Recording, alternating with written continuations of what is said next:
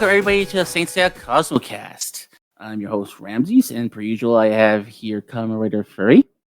That's me. Hi. We have Benjas, I have come back from the depths once again. Hello, everybody. and we have a new host here coming in with us today. Why don't you introduce yourself, new host? Hello, new host. I'm new host. Hi, everybody. I'm Jackie, aka Flower Miko. So I really hadn't thrown any hints in social media till yay! But yep, I'm joining the Cosmocast. So I'm pretty excited about this, and just thanks for everybody for giving me the chance to talk about say stuff. Yeah, I know. You've been really like over the last couple of months. You've been really supporting us, and you've been really you've been talking back and forth, and like you've been really supportive of the podcast. And usually, that's kind of thing that I'm looking for when I'm looking for a host, and whenever I'm looking for people to help us out. It's just participation, and like this is the benefits of participation. Where it's like you can participation leads to stuff like this. And I've been like I said, you've been doing this for like years now. And I'm really happy that you're joining us. You're really enthusiastic, and like everybody here on the team is really digs your vibe and so far. So hopefully things turn out well, which they are. But let's talk a little bit about your origins with the franchise. How to describe to us like how you got started with Saint Seiya. Okay. So this actually goes back to 1996. When I went to visit my grandparents in Chile, because yeah, I'm from Chile, and that year it was somewhere, I think, was it spring, fall? I can't really remember very well, but I know that I was in just a general hype for Greek mythology. I think also Xena, Hercules was on TV, and so I was into that. So when I went to visit my grandparents and I was watching TV over there, I remember an uncle of mine. I know he liked anime too. I liked anime in general, or whatever little we had on TV back in 1996. But it caught my attention to show that he was watching, which I was like, what is this cool thing that seems to be like a mix of, Greek mythology, but in a modern setting? That turned out to be Caballeros del Zodiaco, aka Saint Seiya, Knights of the Zodiac. So the funny thing for me is that I started right at I started with the 12 Temple Saga. I believe the very first episode I watched was actually when the guys got to Virgo. Oh, so okay.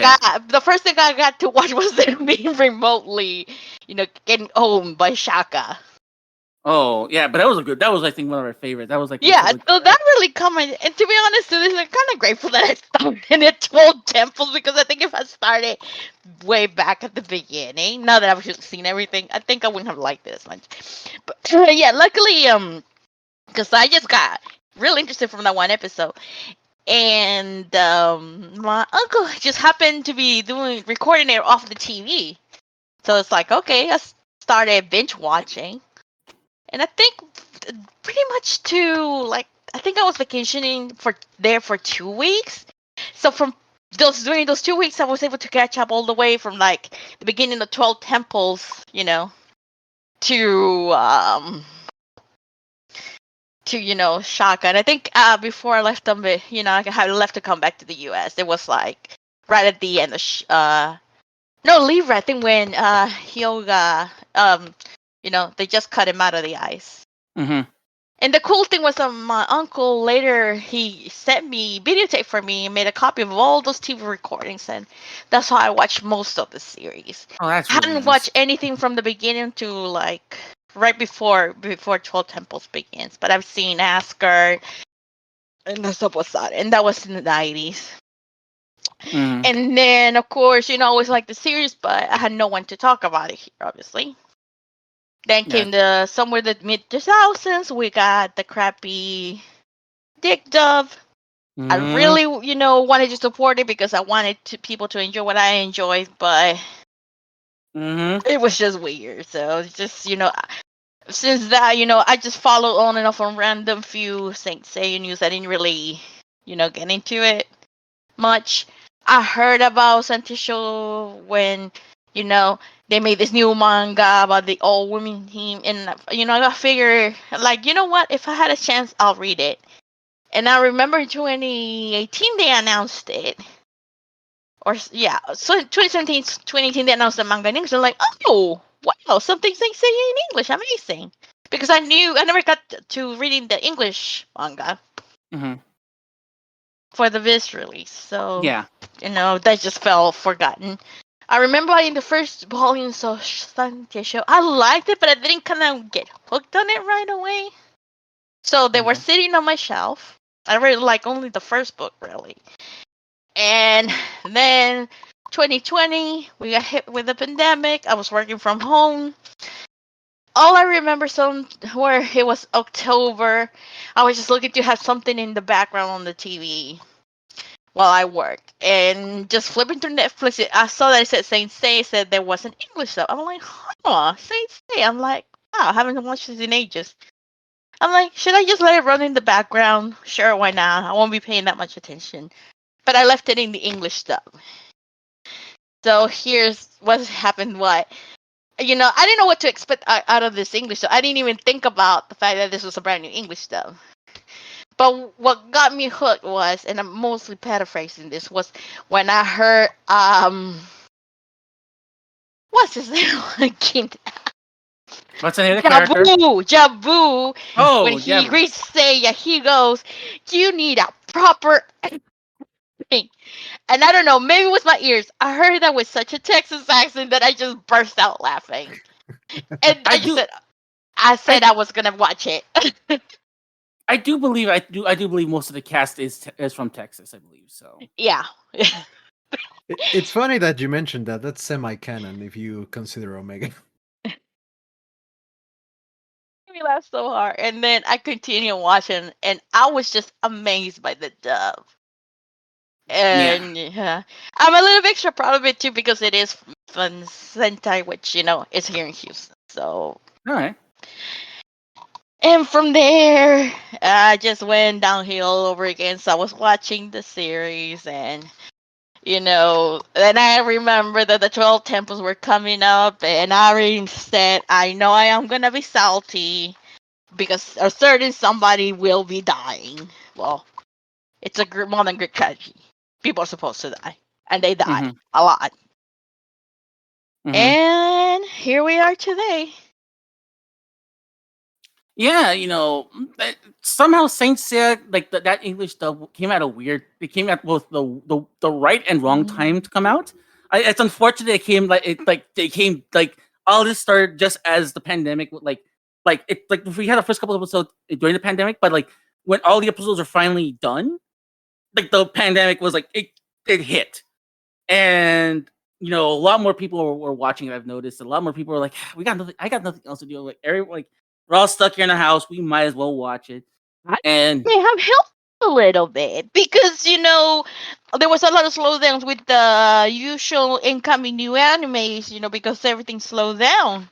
So I think that people were running out of new things to watch. So many just went back watching things, that they may have missed before. So here yeah, was Saint Seiya. yeah, like that's why we have all of a sudden too. It's like so many older series started getting like revived and stuff like that, and which is sad because that wasn't enough for Netflix to be like let it be continue on their service. But that's another whole discussion for another time. But the Benjas and Conrad, do you have any questions for our friend Jackie?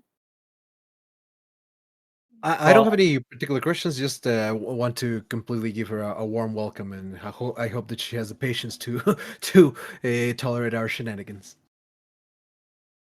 I All right.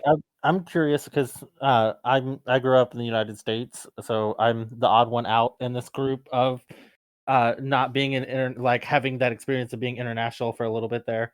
But was like what other shows were on at the time when you were living in Chile? Well, So see, here's the funny thing. I arrived in the U.S. when I was 10 years old, and that was 1993.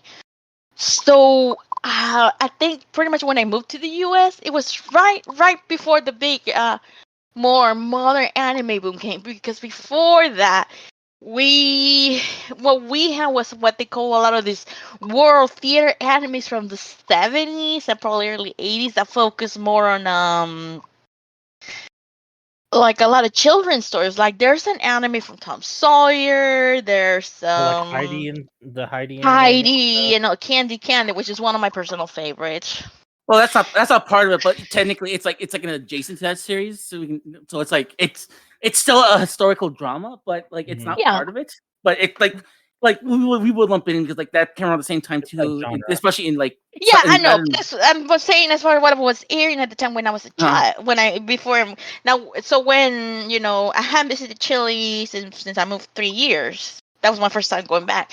So by then, they had Dragon Ball Z, they had Sailor Moon, they had Caballeros del Zodiac, which I think was the top anime air. I think Ranma may have been airing at that time on yeah. Cool. open air TV. Yeah, we never Because- got Ranma on TV as far as I know. Here- Some one. Sorry, I was just gonna say we did get it here. Like it wasn't open. For example, in Mexico, it wasn't open television. But I learned this quite many years later. It came quite censored with Yeah.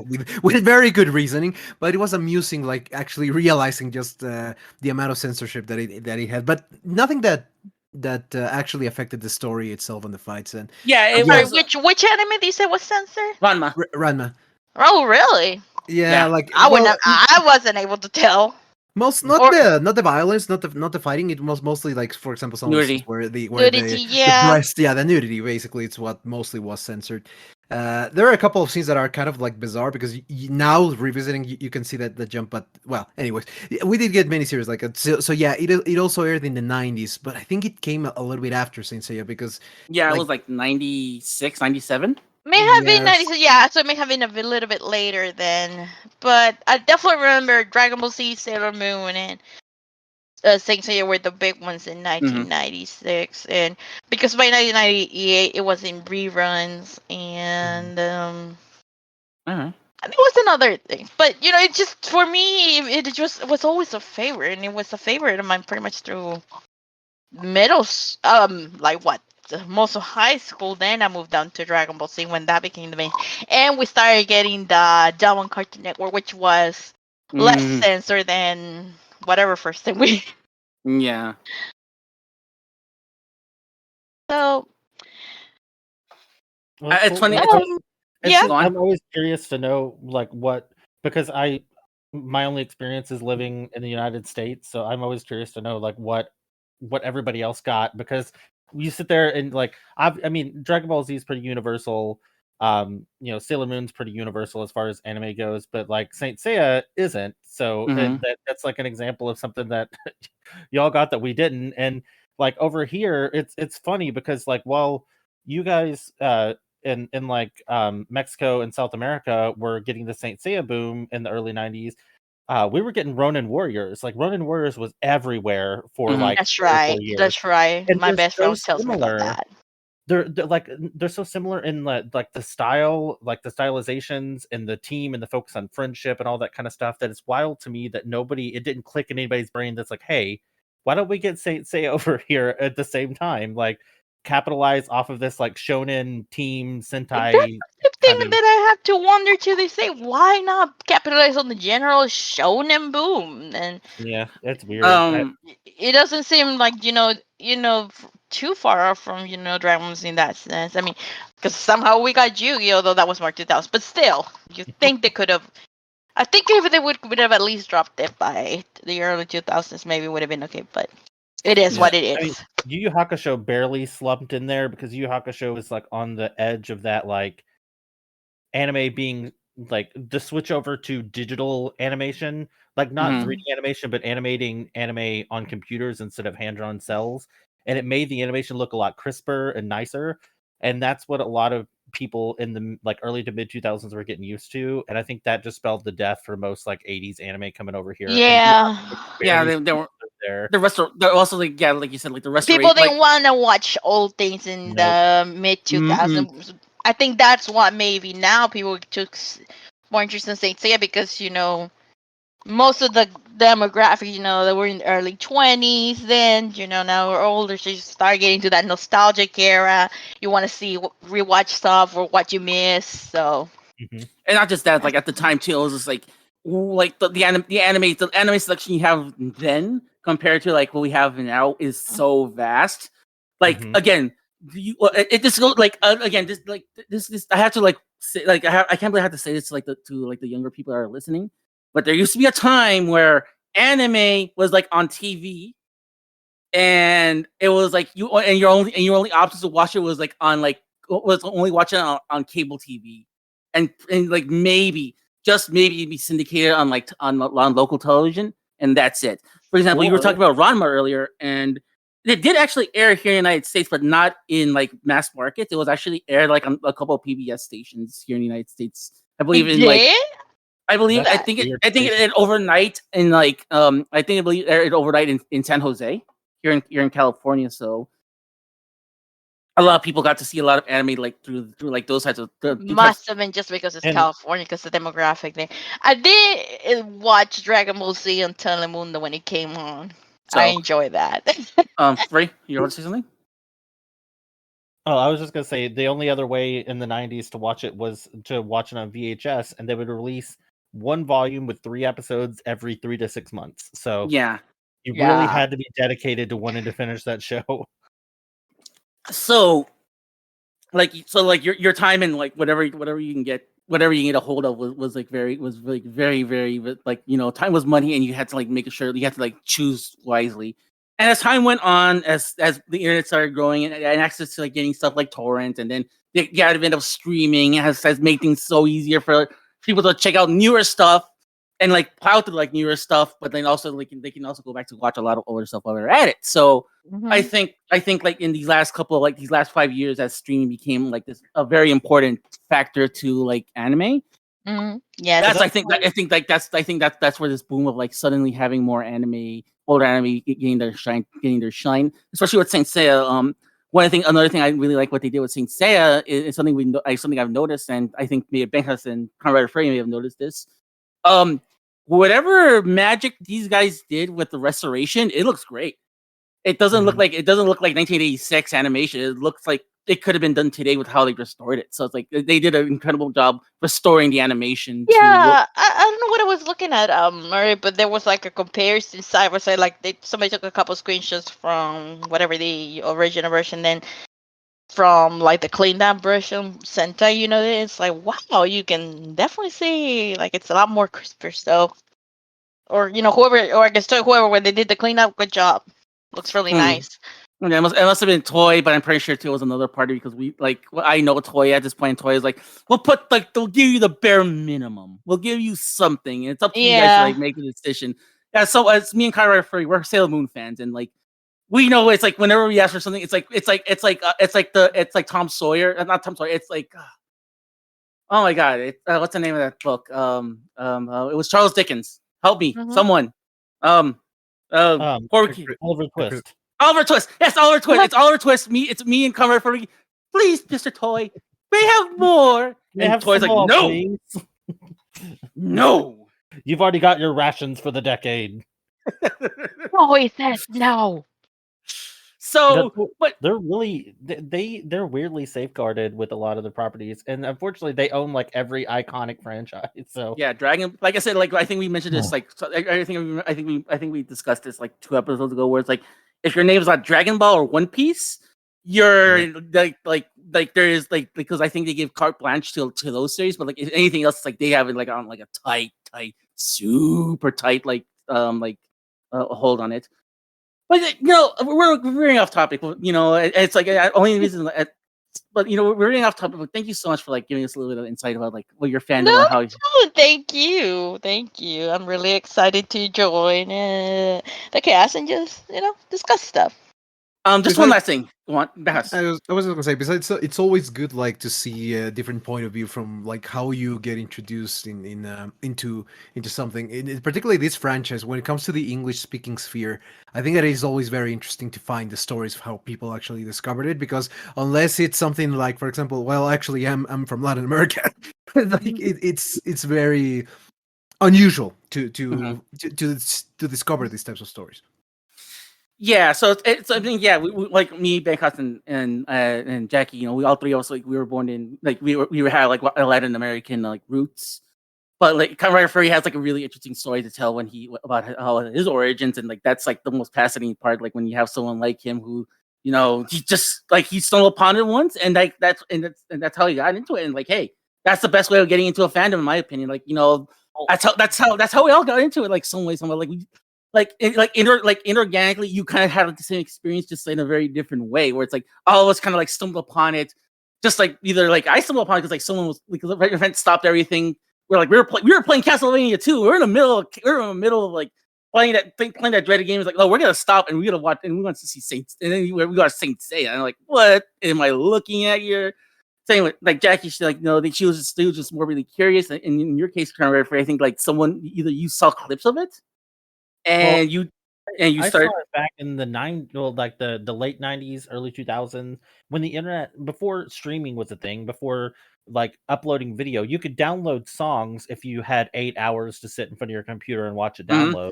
But videos was just a pipe dream. Like that, you were never did I imagine that streaming in HD like that clear and that quickly and that instantly was ever going to be a thing. Like it just seemed impossible back then. So I found photos on it was like a Sailor Moon web ring type of thing, like where it was like other sites that are associated with it.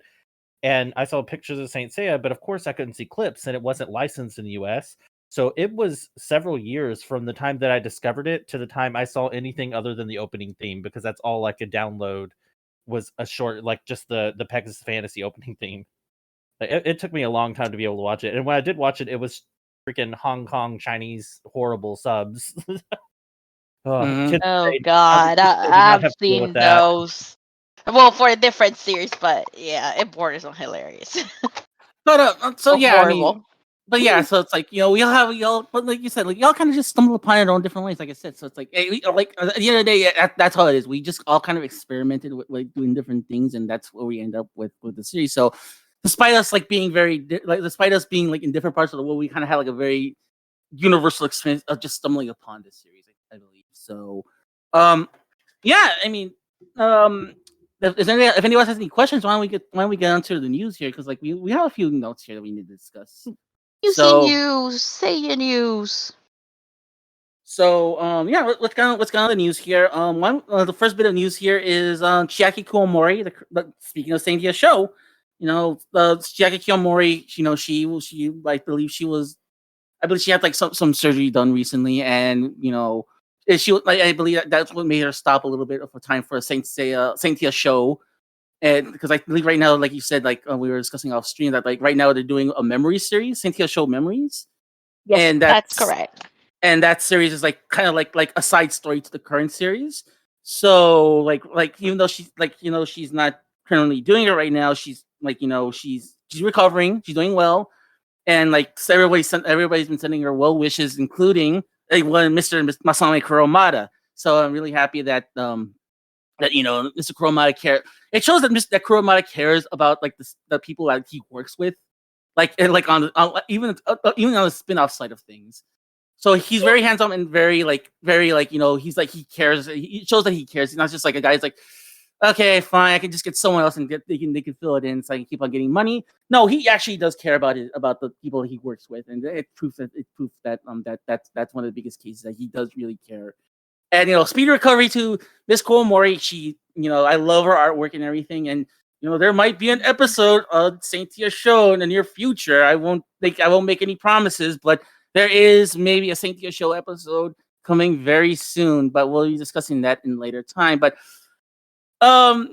Jackie, your thoughts, because it's always ladies first. Whenever I do a podcast, it's always ladies first. So Jackie, your thoughts. Well, thank you, sir.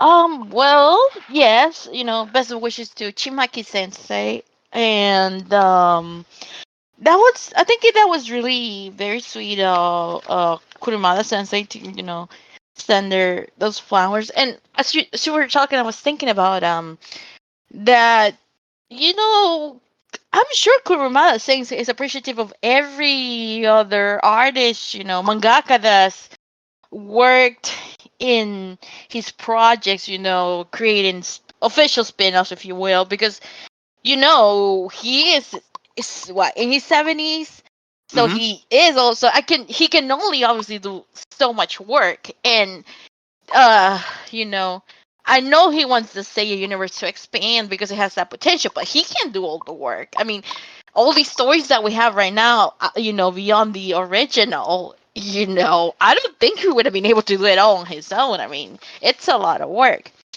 And I'm sure, well, many people may or may not know this, but it's worth mentioning that the whole concept of Santia is actually from Kurumada.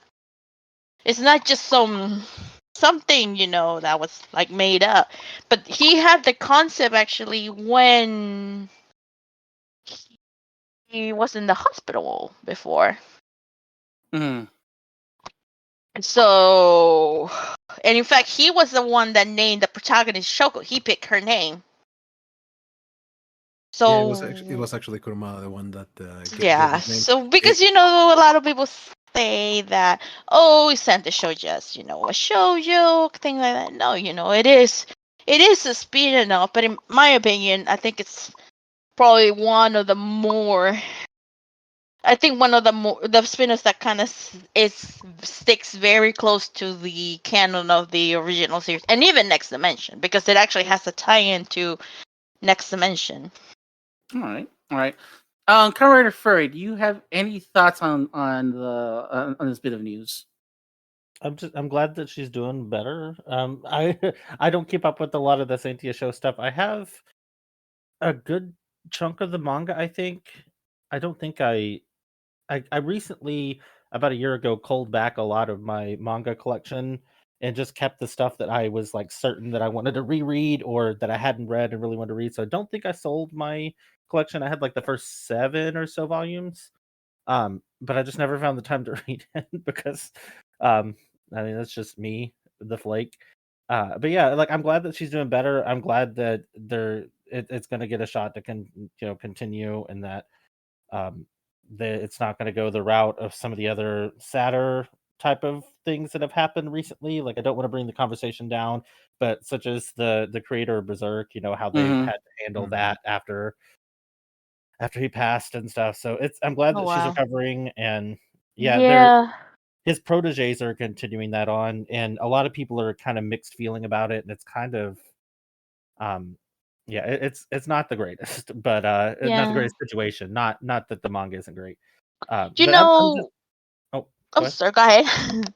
I was just saying I'm glad that she's doing better. I'm glad that it didn't get to that. I don't know the details of what she's sick with, and in Japan they usually respect people's privacy with that. They Yeah. just Yeah, a I pretty think general it's blanket actually term. fairly open about some of these things. I think for most mangaka, Oh, because she is. I mean, well, the fact that she told us that was a pre-planned surgery, it wasn't an emergency, but it was something that she needed to have. Mhm. It wasn't a major surgery, but nonetheless, that she had to get it done, so she did have a hospitalization. What I think I remember reading from her Tumblr blog that I think she's been having some long issues from long COVID. So I think that's what kind of Oh made her have to slow no. down. Mhm. Yeah, she did catch COVID. I forgot when, but I think it was sometime last year.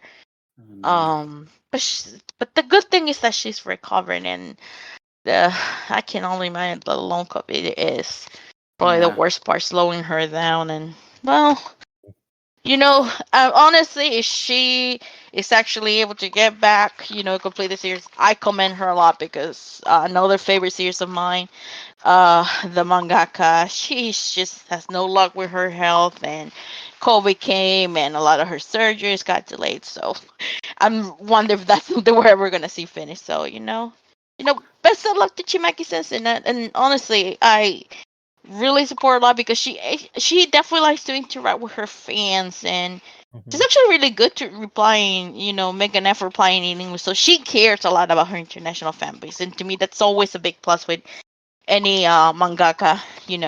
Oh, that's really good to know.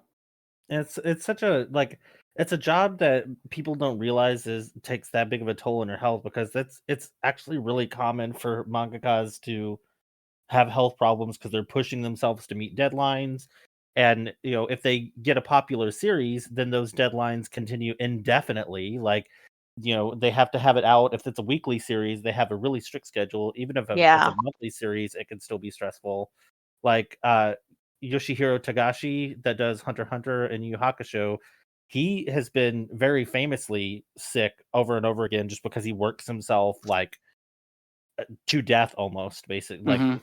That sounds a very poor wording, but you know what I mean. Like he works a lot, and it's to the point now to where he can't even work, and his wife, who is the creator of Sailor Moon, is taken over for Hunter x Hunter for a little bit while he recovers, just to make sure Oh that wow. it can That's, continue.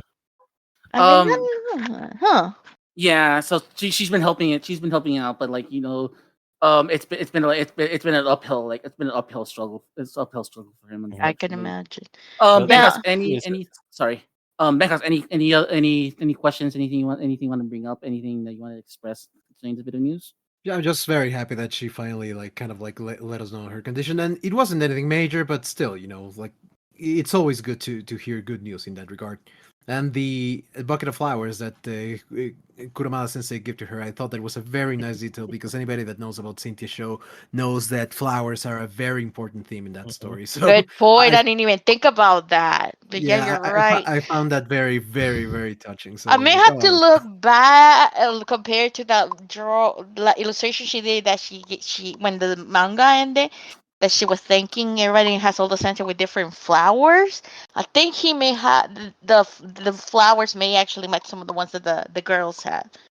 So I'll say that for a different time. And the other thing I wanted to point out, since we're talking about how when mangaka have to take their time, at one point she had posted something that she wanted to go digital for the longest with the Santa Show series, and so but she finally got to with the memories? Santa Show memories, yeah, because it allows her to work more at her own pace. Mhm. So that's why it's now in that cross manga digital platform. All right. Does anybody else want to bring up anything before we go on to our next topic? I think we can move on to the next topic. Yeah. All right. Oh, this next topic is like I didn't decide because this current topic, this is beautiful that she's doing a lot better, but it's more about what we're going to talk about next. That's why I gave the title like, oh my god, we got to talk about this. We got to talk about the elephant in the room here. So we learned a couple of days ago, like a week after WonderCon, as a matter of fact, like a week afterwards, after all the hype, after everything we did, after an amazing episode, after all the things that we did at WonderCon, after everything that we saw, after the new trailer, everybody's getting hyped for it. Here in the United States, we got news that it's gonna get a limited run here in the United States, meaning it's not gonna come on it's not gonna come on many theaters in the United States. It's rumored it says it's gonna be 600 theaters, but that I like to argue that one because like 600 theaters, especially if you're gonna do it in popular markets like Los Angeles and New York, is kind of a low number. So I'm saying like I think it's gonna be more than that. But at first it was confirmed, but we had to see the pudding, and unfortunately, a couple of days ago, we started seeing listings on Fandango and also on various other websites that various other movie chains. Like, they started posting their listings for the movie, such as AMC, and a lot of it's through Regal. It seems like Regal Cinemas has been doing a lot of that push right now for the movie. And a lot of places just start saying that's it's not going to come out in a lot of places. So I'm going to start off. I'm going to do something very different here. I'm going to go from who is the most screwed so far to the least screwed. So, Kamen Furry, you're the one that's in danger of all this. Your thoughts? I'm not worried. I have not been worried since they announced it. We always get like because and here's the reason why, because I understand that putting a movie in a theater for a I don't want to call this an indie movie because it's technically backed by Sony, but it's not being backed hard by Sony. They're not putting a lot of effort into it. But theaters near me there's one in particular here in St. Louis called Ronnie's. It's like a historical theater, and they get a lot of smaller stuff in it. But I mean, they've gotten all of those Fathom events that are only for like 1 or 2 days and are really like obscure anime movies or movies that have not had any promotion in the US at all. And like they got Shin Ultraman and that. So I'm not worried about it. I will find a theater that I can go and see this at. So I'm just not worried.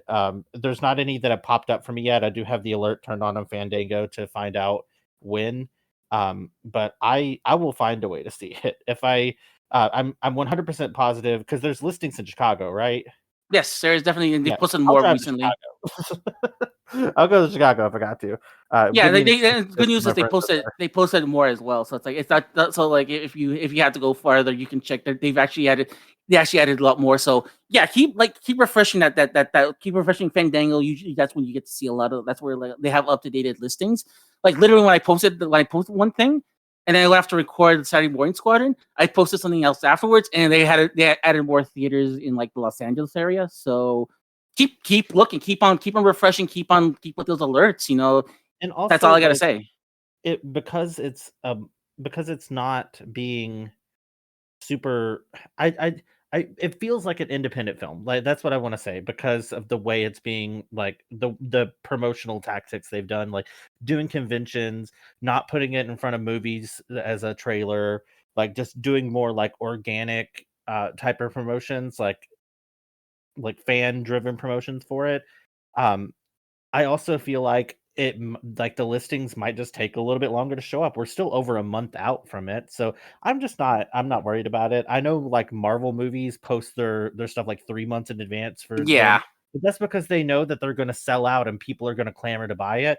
I have a feeling this is just going to pop up like a couple weeks before, if even that, and then just be like, oh yeah, here, buy the ticket. They're not going to sell out. We're not worried about it, type of thing. Yeah, yeah, I'm also not that worried too, but Jackie, you're also kind of at risk as well. So your thoughts? Well, technically not the worst. There is a theater, like for the greater Houston area, but it is very much on the other side of town for me. Ugh. So it's more of going to be a transportation issue that, well, let's just say if I can resolve my quarter issue over here, then no, I'm willing to try that. I mean, I've done that before for like a one-time screening, but preferably I would like something closer to the side of town I live. The thing is that bothers me that Houston is the fourth largest city in the U.S. and Mhm. we're a big market, so Mhm. I'm kind of disappointed they picked a theater that's like really, really out in the suburbs, borderline the edge of the greater, city of Houston. So, I'm Mhm. positive and that again, you'll get I'm just more gonna leave it to the closer. fact that it's we still got over a month, and I think it would be really bad if they don't add at least one or two more theaters because it's a big city. I think they added more. So you want to check that out. Furry, you were saying something? No, I was just gonna Uh, say Houston will I'm gonna definitely look get at more. mine now that I think about it. Let's see what we got. While you're looking at that, why don't we go on to Benjas? Benjas, I'm pretty sure you're laughing at all of us in Mexico. So your thoughts? I'm not laughing. I'm just how to put it. When I heard this, my reaction was kind of like, I'm not surprised. I'm disappointed, but I understand it as well. I don't really know anything about the movie market in general. I don't even know anything about the movie market here in my own country. But for example, I understand why the push in Latin American countries, particularly here and in Brazil, will be so big, since technically speaking, it would be the biggest markets for it. I definitely don't have it. Like, I'm not concerned about not being able to watch it. It's more of the only thing that I kind of think about is how long is it actually going to last in the theaters. Like, I think that 2 weeks is probably going to be the maximum that it'll be on, but that's a story for another day. The only thing that I can say on the US is that I hope that as many cities can get it as possible, and I hope that the people that are interested and have the opportunity to see it, even out of curiosity, do it. Because yeah, like I understand, but it still kind of sucks. All right. Yeah. Like I said, Okay. like the writings on the wall for me, it should have been obvious when I saw when we started seeing those listings for like places like Italy and France, where France was getting it like what they're not gonna get it till like they're not gonna get the movie till like July, and it's like and then like for example in Italy they're gonna get like a 3-day showing, so it's like it looks like the like places that are not Latin America or Japan are getting like lower in priority right now.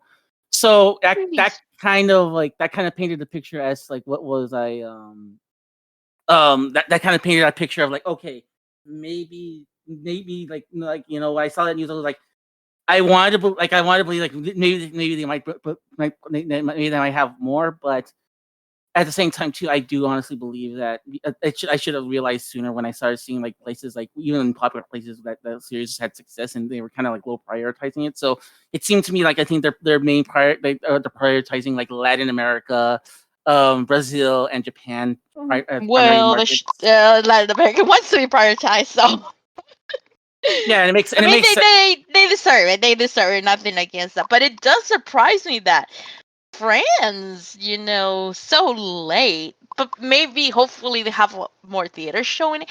And it makes you think it would be. It's kind of strange because you know how they got the comic series by what was it? What's the artist name? Jeremy Jerome Jerome. Jerome Alki? Yes. Yeah. Yeah. And that second volume of that story is coming out sometime later this year. So you would think there's more Seiya hype over there in general. Yeah, but So- like go on. I was just gonna say it's very strange considering that the French market, particularly the French, and the one and we haven't even touched on that poll yet. They haven't said anything about China yet, Yeah. which is Good very point. strange. Very, very strange. Yeah, That should but be that is arguably the biggest market for it, even more than Latin America, at the very least in terms of numbers and And they can demand. have a Because lot of restrictions, but I think maybe it's just that they have to clear. Though I don't know, I thought I'd seen the poster for China flying around. Well, China, they have a lot of laws that cause delays for foreign films because they prioritize Chinese-made mhm. things. So, like, it's not much different here in the United States. Like, we get stuff from like Japan and like foreign films and stuff a lot later because they're more focused on like the new Hollywood movie that comes out or something like that. But it's really similar in China, from what I've been told, that they prioritize like so much of their content has to be Chinese made, just like in Canada. Like so much of the content they show on television has to be made in Canada, and so Mhm. it's some kind of law like that, similar in China. So they'll get it eventually, but I'm sure it's going to be delayed and probably rushed because that's how a lot of that goes over there. Also too, one thing to note about like how the Chinese market works is that they allow a certain amount of like foreign films to be released in China. So it has to be like so like obviously the big the big like the big your big studios like Disney and Universal and Warner Brothers, they get top priority compared to Toy, who's releasing on their own in a lot of markets. Like yeah, they may get help from Sony, but a lot of it is also through like they're distributing themselves in a lot of places outside of the United States, outside of the world as well. So how I see it is I think the reason why they prioritizing like the Latin America and Brazil and Japan first is because they have a huge concentration of fans and they know a lot of fans are already excited in those parts of the world already, and they know and like we already know so far the movie's either 60 mil or 90 million. So it's kind of on the low end of like for a blockbuster like this. So it is kind of on the low end. So like for them, so usually what we say when it comes to movies like this is, in order for a movie to be a success, is it has to make the budget times 2. So if this movie is, so let's be generous. Let's say the movie is 60 mil. The movie has to do 100 has to do $1,200 has to do $1,200 $1,200 to be considered a success, and that's kind of a low bar considering that like most movies tend to be like tend to be a lot more expensive.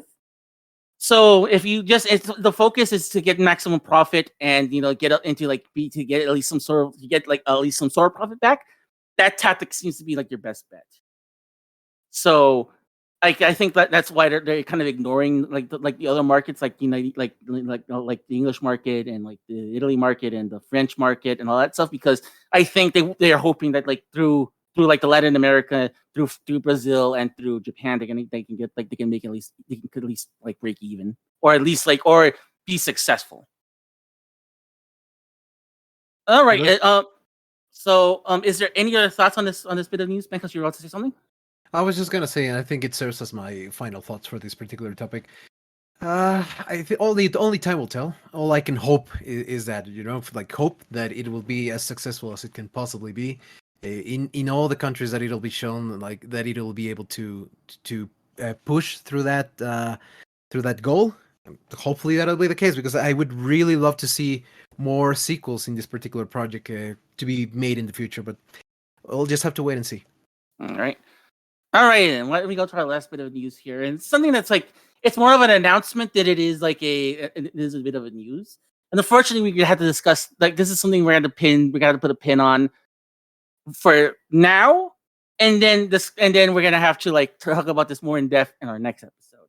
So Raymana, just like since this is the week of since this is the Holy Week, just like Jesus, she finally came out of the rock, and she said that the next Tales of the Lost of Night of what was oh god Guardians of the Cosmos is coming out tomorrow, which is on April 9th at 6 p.m. Eastern, which is like 3 p.m. for me and 3 p.m. for me. So it should be out fairly soonish as we talk. So like we're gonna be Air Raymona to Jesus coming out of the fucking no. Okay, I'm sorry. I lost it. Okay, I'm back. Since you're the biggest fan, and you're the one that just had that abysmal reaction to my bad joke, why don't you go first, Conrad Furry? I'm excited to see what she's got to show us. She very much knows how to get stuff done, how to find stuff out, where to go to look. She found something I never thought would ever be found, which was the Sailor Moon pilot, the live action one. And I've been wanting to see that since I can remember. Like since I accessed the internet and could, find stuff online, I've wanted to know more about that. So that she wouldn't be releasing something if she didn't have something. She likes to keep things close to her chest and not reveal too much. And the last one ended with her because she started off trying to find the Starstorm.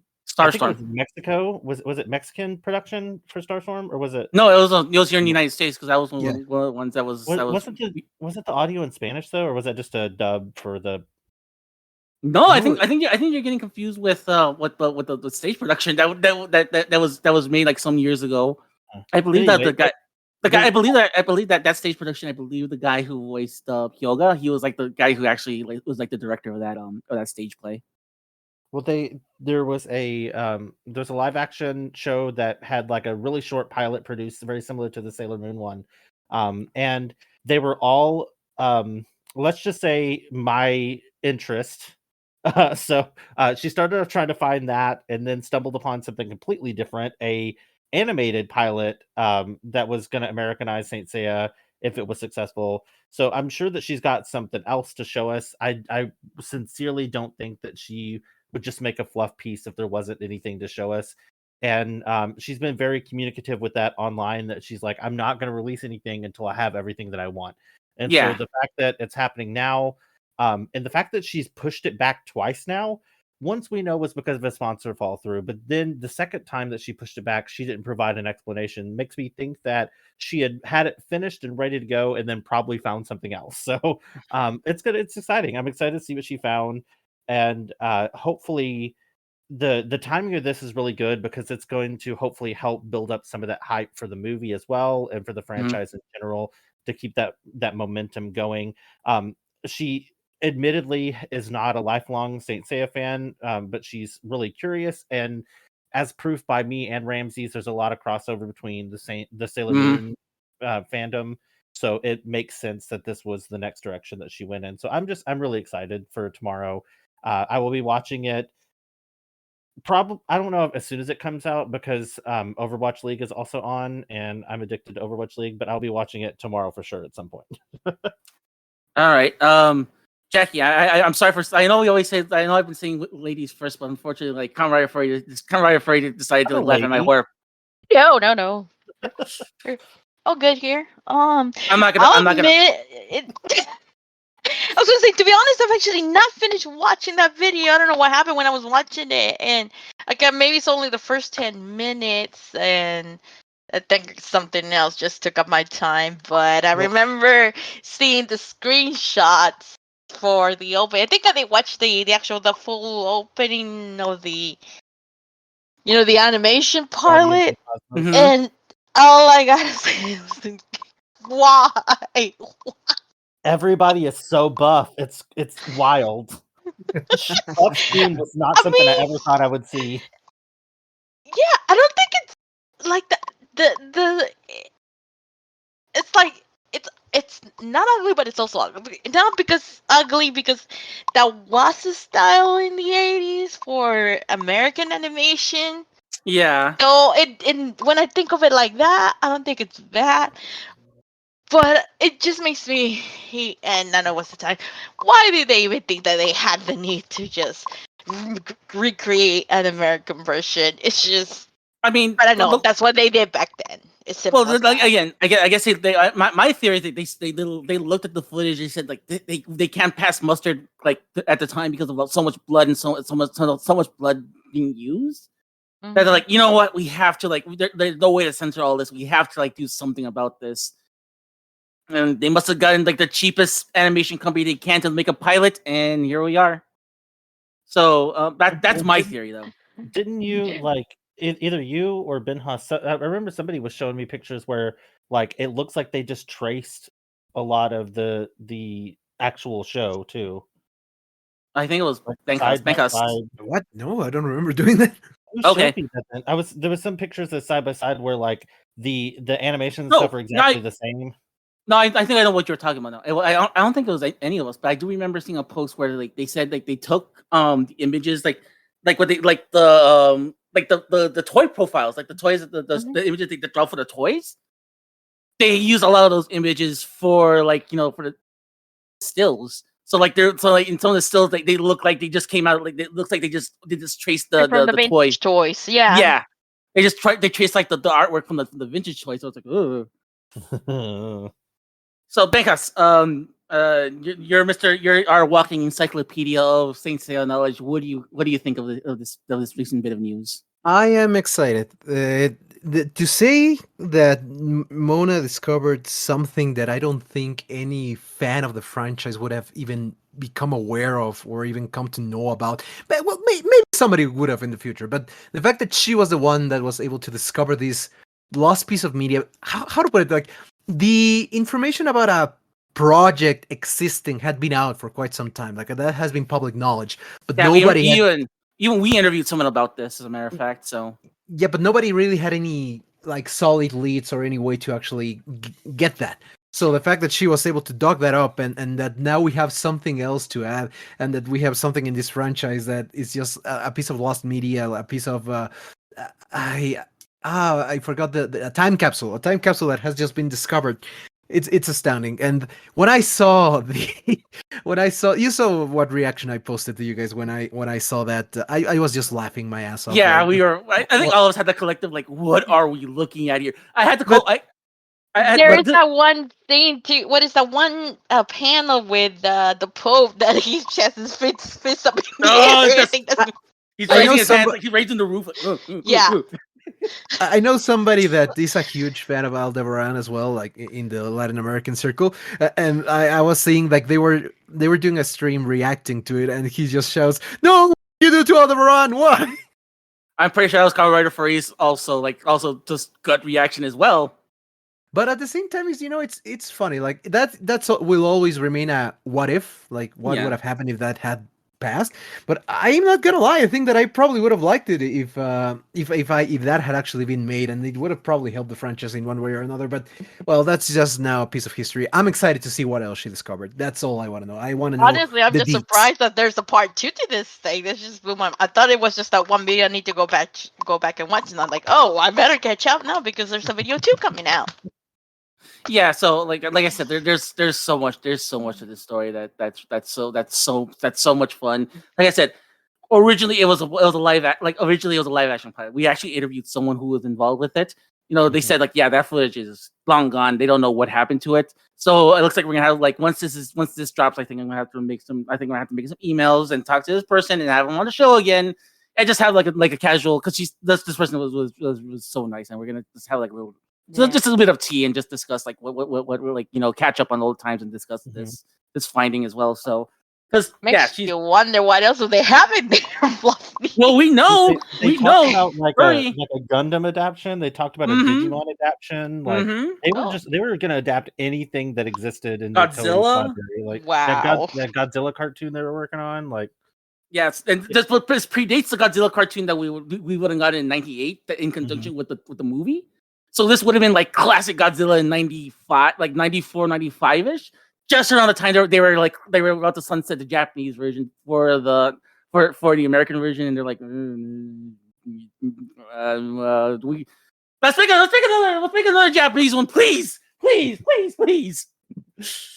But How times have changed. oh yes, but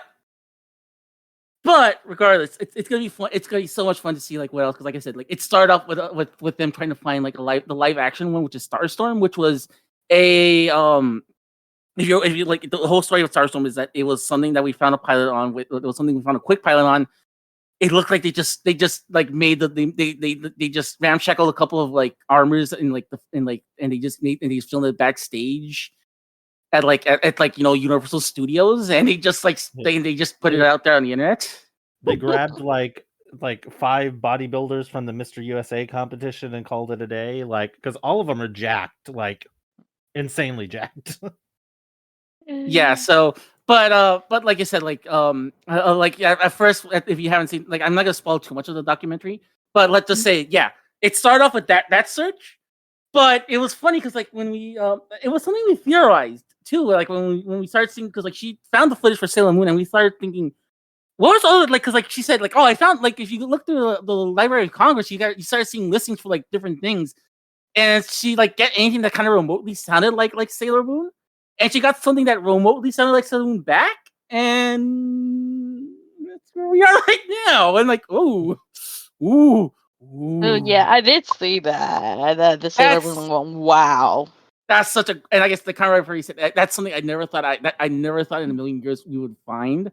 And not only that, like, it's not something that I'm laughing at, but I'm like, it's just more of a curiosity has settled in with it, and now I'm genuinely interested in like a purely what if speculation, what if situation with that if that were to that would have happened.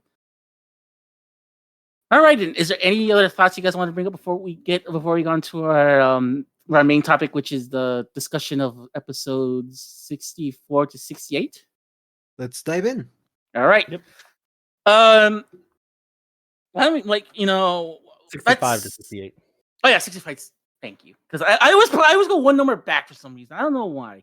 Like, I'm not gonna make you watch 5 episodes, but I might have to next time, unfortunately. So, why don't we get started in episode 65? Let me do the synopsis for this one, please. All right, so we begin episode 65. Okay, we left off after the Bronze Saints find the will of Aiolos in the Sagittarius temple, and that's where we begin with this episode. We begin with basically Tatsumi and the secondary Bronze Saints kind of like realizing that the time is running out, but they felt the cosmos of the gold cloth. Like when it left, they felt something that made them feel like a type of hope. After that, we get to, well, we see that the Pope is starting to get impatient, and he basically shouts for Shura to eliminate them without fail this time. The Bronze Saints arrive at the Capricornius temple. They enter it and discover that there is a statue of Athena granting a sword to a young man. Then they tell the tale of how Athena apparently gifted the sword Excalibur to this young knight who was said to be one of her most loyal saint at the time. So this is supposed to be like a representative of the era of myth or something. After that, they come out of the temple without being attacked. But just as they start to move forward to the Aquarius temple, Shiryu realizes that something is wrong, and he shouts for them to jump. And this way, they're able to avoid an attack by Shura, which creates a great chasm. Shiryu stays behind so that the others can just continue moving forward and being uninterrupted. And Shiryu begins to fight Shura. In his fight, Shura reveals that it was he, the one that killed Aiolos, and the one that fought him when he tried to escape with Athena 13 years ago. And we get a flashback of that. We see the entire fight, and then Shiryu realizes that Aiolos must have survived the encounter with Shura at least for a little bit longer after that, because he was able to recover baby Athena, and then he moved on to past his death. They continue to fight, and the episode is left in a cliffhanger when Shiryu starts to awaken his seventh sense, and this is how we end episode 65. Choreographer, your thoughts first. So my thought was so this episode felt really interesting to me the first time I watched it. Obviously, I've seen this episode a few times at this point, so it wasn't as much of an aha moment. Because when we first see at the very beginning of the show, when we first see the flashbacks with Aeolus, with the baby Keto, Sayori, sorry, I can't think of her name. I was thinking burnt sienna the whole time. Whenever we saw that flashback, he was badly damaged. And if I remember correctly, I think it showed like some lesser knights chasing after him or something, like some jobber saints or something chasing after him. Yeah. But it didn't dawn on me for the longest time, because when I first watched the show, I didn't have much of a concept of the Gold Saints. Like, I knew they existed, I knew that they were considered to be strong, but I didn't understand exactly the massive power gap between a literal like constellationless knight and a Gold Saint. Like, it's unfathomable the amount. So there was really they needed a reason why Aeolus was so critically injured. So it was interesting to see that when I watched it for the first time, way back, that it was Shura that was the one that did that, because it started to dawn on me a little bit as I was watching the Gold Saint arts. Like, wait a second, these guys are really strong. Why was Aeolus about to die? Like, how did that happen? So it's glad to finally have that mystery solved in this episode and get like a logical explanation, because there's no way those jobber saints killed him like that. That's impossible. That would not happen. Even with him defending a baby, he proved fighting Shura that he can still fight even while defending, an infant. But it was just very interesting to see that. I also was very cracked up at the beginning of the episode. We catch up with Jabu and the butler man whose name I always forget. Tatsumi. Yeah, Tatsumi, and all of the Bronze Saints that were too cowardly to go attack the Black Saints, and therefore just kind of got ousted from all of the show. We catch up with them, and Jabu is talking about Aeolus, and the way he, at least in the English dub, because that's what I was watching, the way he described him just sounded like he was describing his crush, because he's just talking about like, oh yeah, he has this warm Cosmo, and it's so like comforting, and like it makes you feel at ease. And I'm like, just run into his arms, and let him hold you. That's Jabu, that's what you need. Just hold the armor close. just hug the armor and pretend like he's still there. But yeah, I thought that was funny. And then I also thought that it was there was a scene also towards the beginning where the Pope is just kind of talking about how angry he is that so many of the Gold Knights have failed. And I mean, he's arguably the strongest, maybe next to Shaka, but I mean, like, he is the final boss, quote unquote, for this arc, so he's very strong, and he also kind of asserted himself into this position, so you know that he knows what he's doing, but yet he's not getting out there and doing it himself. Like, if he had just started at the beginning, like, I understand it's a narrative and they're supposed to grow, and that's the point of it, but logically, if he had just like appeared at the beginning, like before they even got into the first temple, and just decimated them, then all of this would have been solved. But no, he had to go the route of relying on the henchmen, and then they fail and he gets mad, and it's But one of then those we tropes. wouldn't have this whole thing called Saint Seiya if we didn't go.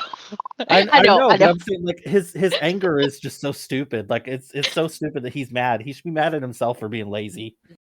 Mhm. But yeah, oh, go ahead. No, I'm just saying, wouldn't be as dramatic. That's why it has to be like Yeah, that. from a It's story stupid standpoint, I otherwise. understand, but logically, it doesn't make any sense. But It's like the logic of the Sailor Moon came there. Like, you would think all the time it takes them to transform, the bad guys could run away then, but they don't. They just stand there watching. Not just Kinda that. like that. To paraphrase what we've been up to in Sailor Moon Says, it's like when it happens when it's like you would think like, what is, like, they would think at this point, like, what is Mercury trying to do? Like, what is your purpose? she just makes a vague fog, and then she's done. Yeah, it's She's just like I made it foggy in here. I'm out. yeah. So it's like it's the same thing. It's the same thing here. It's just like if they did the job, I'm pretty sure there would have been a lot of I'm pretty sure a lot of hicks would be had. But is there any other thoughts on Kamen Rider Furry? I'm expecting to get grief from this episode, or from this episode of the Cosmocast, because I famously said that Shura is the gold saint that I always forget about. Way back when we were first on here, we were talking about the gold saints. I think it's when we did the Legend of Sanctuary movie. I was like, oh yeah, sure, it exists. I forgot. Hey, I actually have an interesting piece of trivia regarding that particular comment. Don't feel too bad, because you know who also forgot that should exist? Uh-oh. Kurumada? No. His Latin American voice actor. The guy who voiced the guy who voiced him in the Latin American dub in the original series actually came back for the TV version of the dub of the Hades OVAs, and he voiced Shion in that. And apparently somebody reminded him, like, what does it feel to do another character in this franchise? And he was like, what do you mean another? And they told him, you voiced Shura before, and he was like, oh. He was only in like 2 episodes. forgot. Okay, so he voiced Sean? Oh. Shion. Shion. Yeah. But no, that's so funny because like I hear stories about that from other parts of the world. Like I remember hearing the in the French dub of Fistful of North Star, I remember hearing the guy who voices Ken. He didn't even know he was voicing an anime. He didn't know he voiced an anime character to start with. Like, wait, I voiced an anime character when they brought it up to him. So it makes sense. It's like when you do a show and like they pretty much lock you in a room for like 10, 12 hours a day, and they make you scream at a mic for that amount of time. I'm pretty sure like all the rules start to like blend in. And it's not like it is today, where you voice a couple anime characters and then you have a career touring conventions for the rest of your life. Like, Yeah. It wasn't like that back then. Like it was another job, and then they would move on to the next voice acting gig. And especially for Shura, like Shura, the gold saints are iconic. But if you look at the amount of episodes each one of them are in, at least for the main series before you get to like Hades and the spin-offs and stuff like that, they're really only in a handful of episodes apiece. Like, Yeah. it wasn't a massive role. Like, it wasn't like the voice actor for Seiya forgot that he voiced Seiya. That would be ridiculous, doing 114 episodes and forgetting that you did it. But no, he was in 2 episodes. I get that. That's kind of also why I forgot about him, because like I knew that there was a Capricorn saint, but I couldn't remember who it was. And then ironically, that was my first gold that I got in the mobile game, the gacha game. And he's really good in that game, so like props to him. I like him now. All right. I'm sorry for skipping you over, but Jackie, do you have any thoughts on this episode? Hey, no, really, but I wonder, maybe we're gonna address a question that we got for the cast. I think maybe, I don't know, maybe Benjas can answer it. It's from Griffey. We'll leave that. We'll leave we'll leave that to the end of the Or our for the end? discussion. Okay. Yeah. Yeah. No, I don't really have much to say on this episode other than it's Mr. Shura and his beady eyes. My friend always reminds me of that. Those beady eyes and those like like shady, like those like really shifty eyebrows. Oh my god. Yeah. Like it's so like so I got so Benjas, any thoughts on this episode on your end? Yeah, I actually have quite a few. Let me just start first by saying I actually want to praise the animation in this episode. Oh yeah, it's really good. I don't know who the director was for this one, but the animation for this episode in particular is very, very good. All the characters look really well. The action, I actually had forgotten about this, but I really like how they were able to make visually the interpretation of Shura's Excalibur attacks, like being like golden. They kind of look like wave. Like, obviously, they're not waves because they're rectangles, but it reminds me of waves. It's like the wave that's coming towards you, and just the way and how powerful his attacks feel compared to some of the other saints. Like you generally feel that this is a very powerful individual, and everything is on top on this point. I think that it was a very well adapted episode. Like it's very solid, and what they were able to adapt from the source material, it's just astounding. But I do have a couple of complaints about it. The first one is I'll start minor. The helmet. I've never been a fan of that. Oh, for the love of God. Can we just pretend that doesn't exist? Yeah. Okay, for You know, anybody, right, Pretend it for doesn't anybody, exist. for anybody confused at that, the Capricorn, helmet is not a helmet in the original manga. It's a tiara. Tiara. Yeah, all right, yeah. So But the like anime, the one he we have used, a bullet. yeah, for like the one he uses in the OVAs, that was basically what he should have been wearing here. And there's an entire discussion about this. There are people who love the helmet and don't like the tiara. That's entirely up to you. I'm just one of those guys that prefers the tiara. I think it looks better. Then after that, this episode was not able to escape Toei's hand, but interestingly enough, and this is more of a piece of trivia, I don't have a problem with this. This is an addendum that actually enriches the universe, because the fact that Athena granted Excalibur to a saint, it's an anime exclusive thing, but it doesn't really affect in anything whatsoever. Like it's a minor addition, but I think it's one that kind of gives weight to the power of this particular saint for the anime itself. But funnily enough, Kurumada would later come to take this idea of Athena granting one of her saints like a legendary weapon, but not with he would incorporate that into Next Dimension, but not with Shura.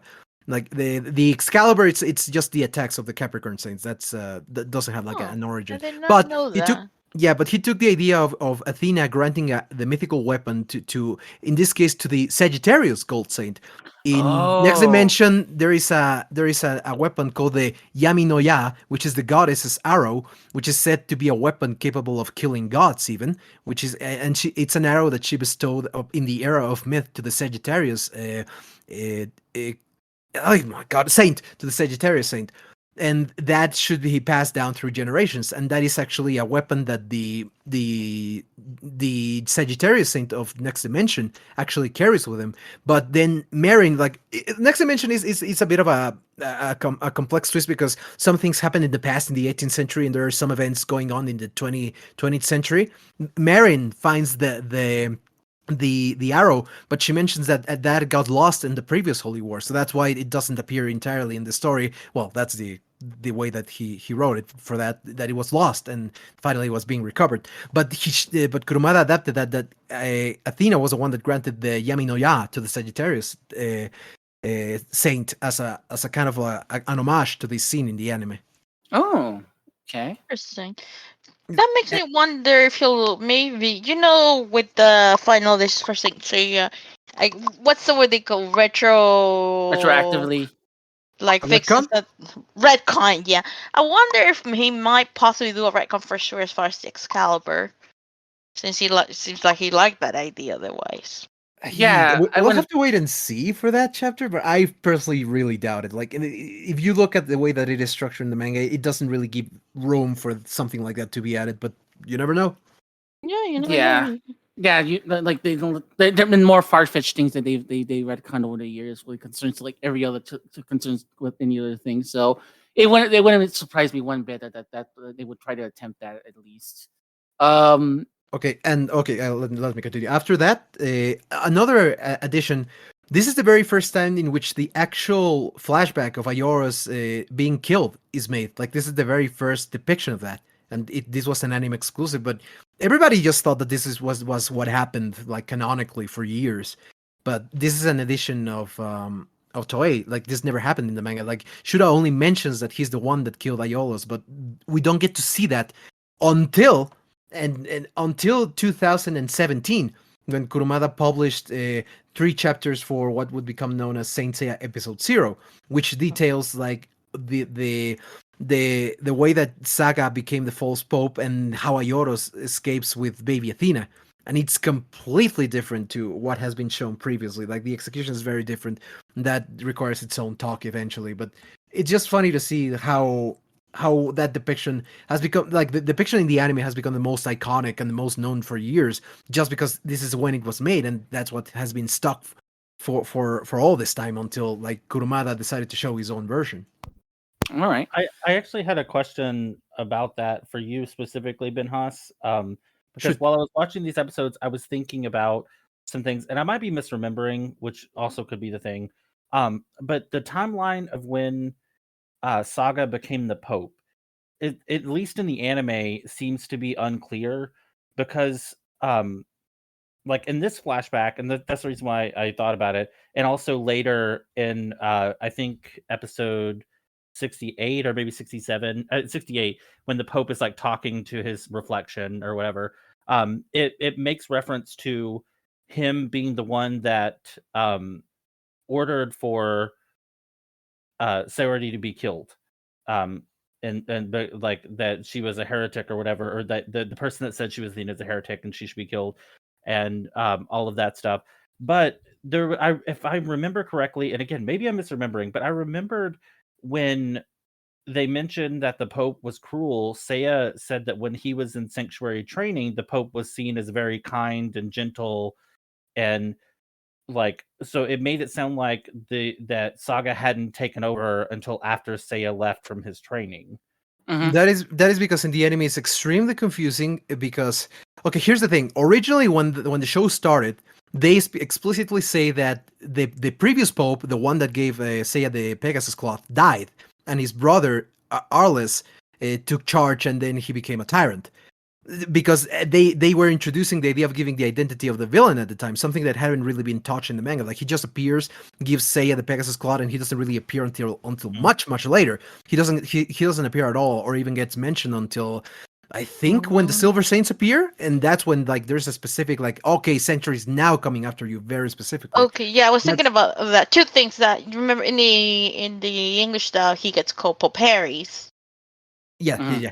And now I was thinking that there is a point, I think I remember, it's either Shine or Mary that mentions it. I cannot remember which episode, but she does say, in fact, that the old Pope died, and then there's a new Pope, and he's a lot more cruel. And I know that's an anime only thing, but still, you're right. Yeah. There's always like a lot, like, when that it's, if there were points where maybe the good Saga was still being he was still, being a better Pope, obviously may not as cruel as the other one, but then I guess his evil side starts slowly taking over again.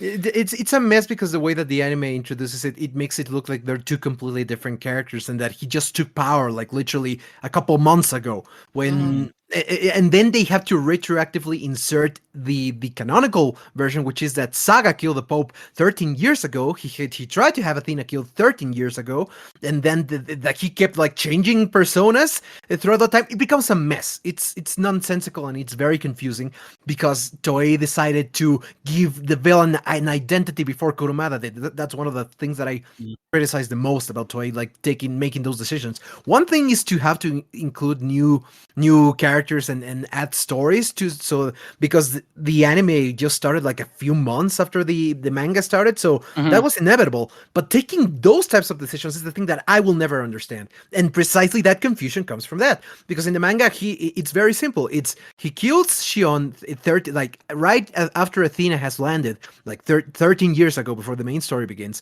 He steals the identity of the Pope. Nobody, like, secretly he does that. Then he tries to kill Athena. Aioros intervenes and saves the baby. then most of the other Gold Saints, like here's the thing, many of them are actually children. Like for example, Camus, Ioria, Mu, They're like Aldebaran. 7-year-olds. Yeah, Yeah. like they're like 10-year-olds, or like I don't remember the age, but they're young, and they're actually sent to train because they're already Gold Saints, but they send them like to train them to become more ready for what's to come in the future. Because the war against Hades, even though it's not mentioned in the Sanctuary arc yet, it's teased that it's gonna come, like that there's something coming, and that's the reason why the Gold Saints don't really interfere and don't add to the casualties of this internal conflict. So those Gold Saints are not there, and the only ones that are actually in Sanctuary. Well, this is not explained until episode 0, but it's only Deathmask, Aphrodite, and Shura, and those three are explicitly traitors that decide to betray Athena for their own reasons and become aided. They know that Saga is a traitor and that he killed Shion, but they decide to follow him. So they're the only ones that know, and the reason why the other Saints haven't realized it yet is because, even though like the evil part of Saga is already starting to be dominant, like that play between his good side and the bad side stops him from trying to be discovered. So like he keeps them in the dark. He's manipulating them basically. Mm-hmm. Yeah, it was just a weird. As I was watching that flashback with Shura, it reminded me of how there was just one part really early on where Seiya was like adamant that the Pope was a nice person, and I'm like, was that because I kind of had like Miko's like or Jackie's way of thinking, like it was that just the other side of Gemini coming out for a second there, like but no, I didn't realize that they had basically not caught up with the manga, but gotten to a part where the manga hadn't, like they were doing stuff that the manga hadn't set in stone yet. So that's very strange. And Yeah. whenever we get to talk about Santa Chill, I mean, we put a pin on this, but there is like actually a couple of chapters that involves one of the Sentia that she meets Saga, and this is all happening prior to the beginning of the main story of Saint Seiya. So there's a point in time we can to discuss that about Saga specifically. It goes into that the good versus bad. Yeah, so like, but yeah, all that stuff aside, it's interesting. It's interesting to see like how much of a difference and Yeah. how much influence Toy had to doing a lot of the decisions that happened later, either for good or for bad. Yeah, I mention it because it just clarifies use all this, I guess we could say, newer material that's come out from Kurumada and from Chimaki. It kind of makes you just opens your eyes to how confusing the original anime can be, and we just didn't realize it, on that first watch until you're exposed to everything else. Yeah, I thought like this is my monkey brain like doing things. I thought that between the time that Seiya got his cloth and he started becoming evil, that it was still Shion. Yeah, that's and then what it implied. So now that I'm hearing all this, it's like, oh, I'm way off base. I'm way off base on this one.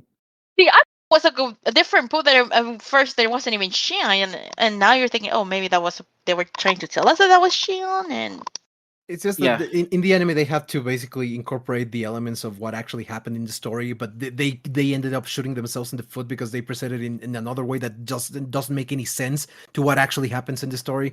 But basically, this is how it goes in the manga. It's Saga, like Athena lands, Saga kills Shion. Then Saga tries to kill Athena. Aiolos saves her. He gets attacked and it's brought on the brink of death by Shura, Aphrodite, and Deathmask. And then he wanders off. He was successfully able to save Saori, and then Mitsumasa Kido finds him, and that's how the events of the story start to unfold.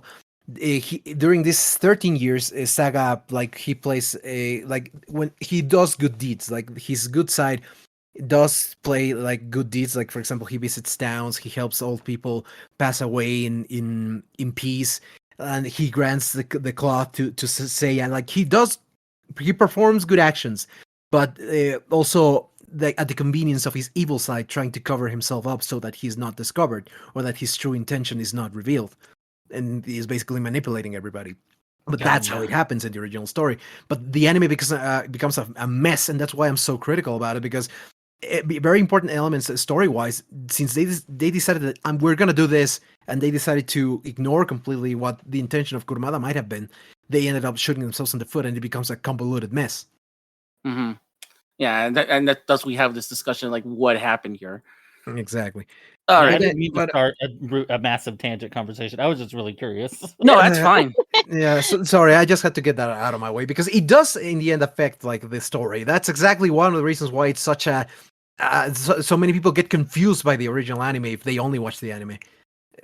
That's all I wanted to explain. But the fight itself was really good. Like I loved it. It is, and we get the classical Shiryu has to get naked so that can become powerful.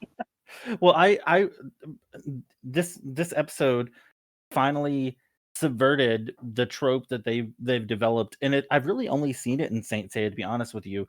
But there's so many times in Saint Seiya, especially like I noticed it, especially rewatching it now, because I'm having to take notes and remember it and be a comedian and be funny and stuff. But so many times they've ended a cliffhanger where they've made it look like the Bronze Saints had the upper hand. Like they found a new technique, and they're like they've got the upper hand, and the fight's in the bag, and that's the cliffhanger. And then you get to the beginning of the next episode, and the Gold Saint or whoever the fight's like, that actually didn't affect me at all. And then they're back to getting their asses whooped again. Mm-hmm. But this time it finally didn't happen. Shiryu got the upper hand, and he didn't get his ass kicked in the first 5 seconds of the next episode. It was fantastic. I appreciated that so much, because I got so tired of that trope, because it happened over and over and over again, especially prevalent in this arc. Just because it happened with Death Mask, it happened.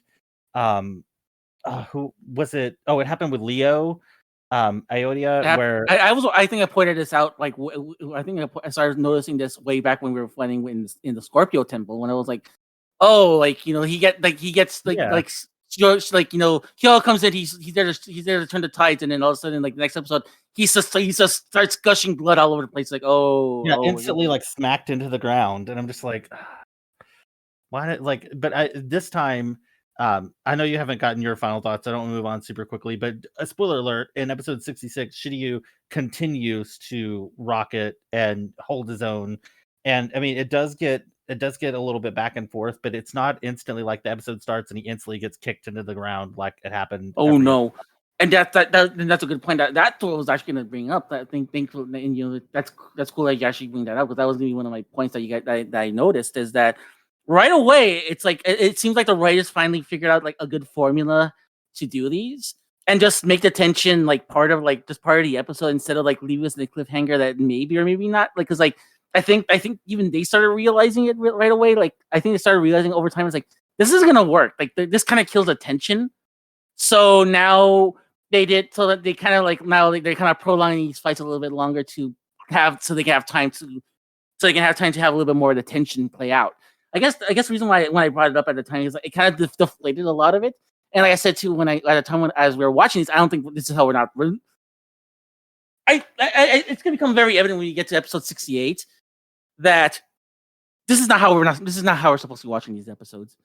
Absolutely not. We're supposed to be watching these episodes week by week. Yep, week by week. Yeah, week by week. And if you watch it like how we are right now, like in blocks like this, yeah, that's when you start noticing like the holes in the plots and stuff like that. So but it is kind of refreshing to see when you notice certain patterns and then the pattern's broken.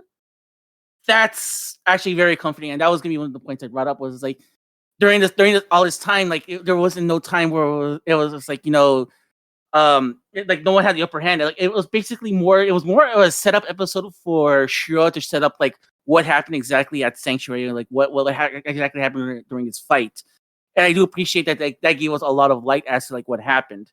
And go on. I mean, it was on. I think that it was very much on purpose, because especially once we get into episode 67, and then our next block of episodes, we'll see it again, because you can kind of look at this arc in two halves. The first half is where they're struggling and trying to learn. What the hell? How I'm to getting start awakening the seven no, sense? sorry. I looked down at my phone. I'm getting a phone call and it says China mainland. I'm not answering that. Ooh. That's Ooh. terrifying. But anyway, back to what I was saying. You can kind of split it in half. The first half of this arc is them struggling to Maybe learn. Delco called you. Oh God. The Chinese government heard me talking about how bad their movie industry is, and they want to get hold of me. But the first half is them. Don't do that to me. I'm blocking you. I'm blocking you after this. But they struggle to learn their sixth sense, and then in these sets of battles, I guess you could kind of say Iki's kind of an anomaly because Iki's always been kind of like the sixth ranger, a little bit stronger than everybody else, inexplicably. That's always been kind of his role. But now with these sets of episodes and the next set that we're going to do, we're going to see them more confidently wield their sixth senses and use them. And I think that is so evident in this episode and the next one with Shiryu being confident. And even though he knows that he's probably going to die, he's confident that Shura is also going to die. Like he knows that his death is not going to be in vain. He's going to get accomplished what he needs to get accomplished because he's finally been able to more, maybe not on will, but more easily tap into the seventh sense. Like it's not because his fight with Death Mask was the struggle bus. Like he barely scraped through that fight.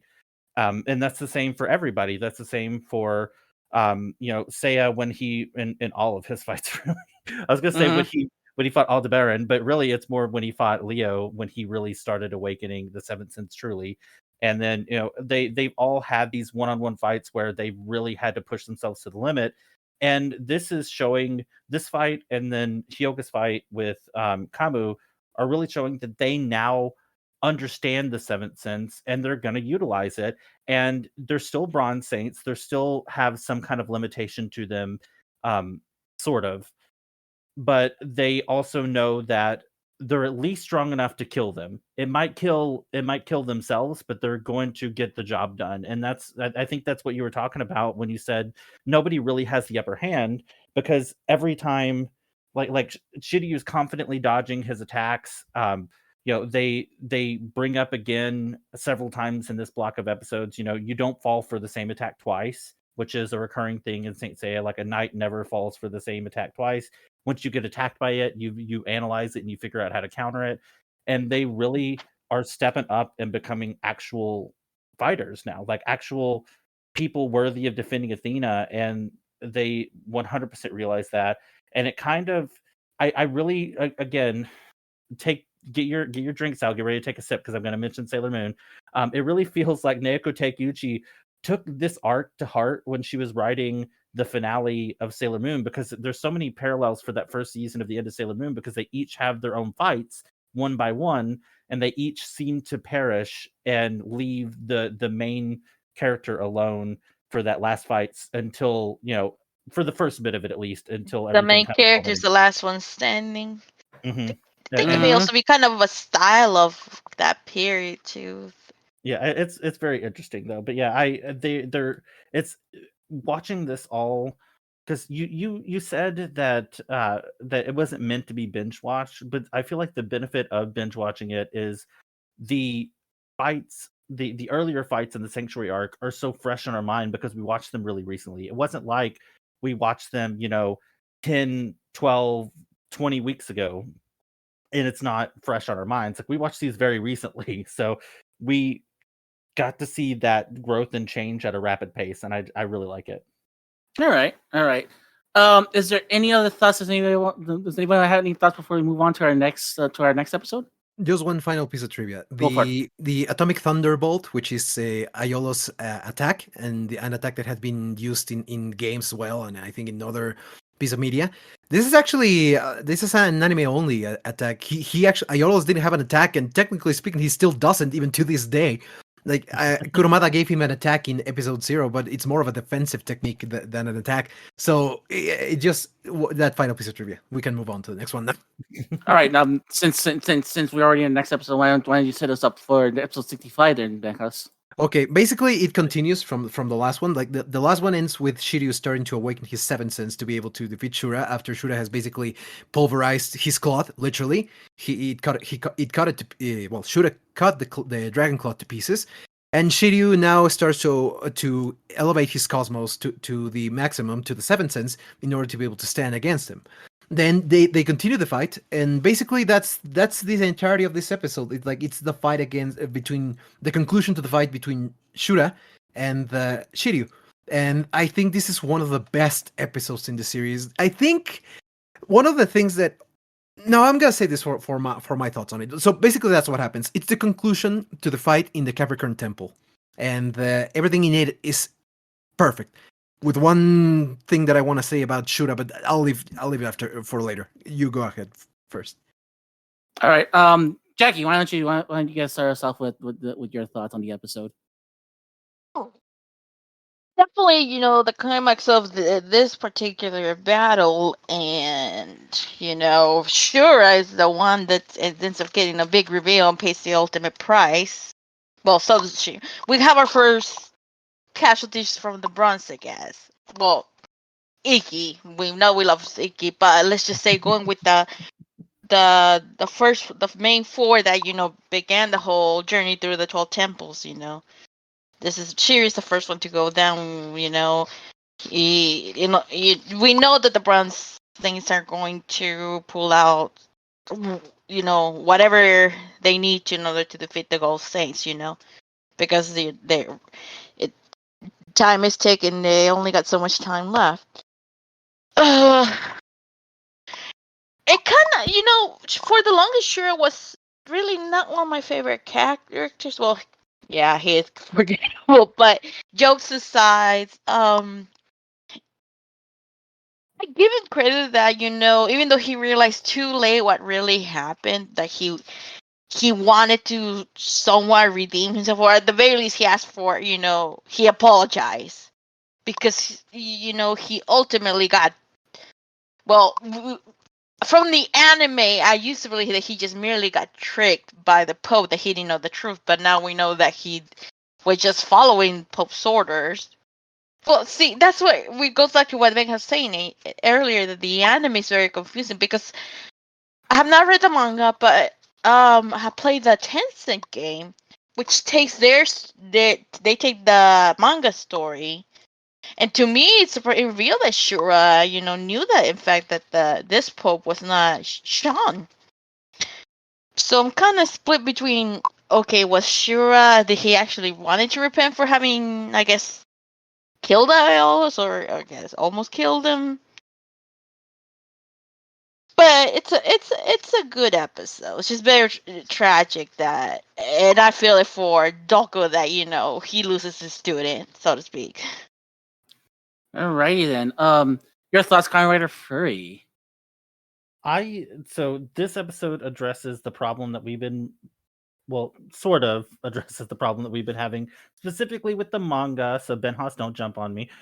But the Gold Saints being kind of stupid. Mhm.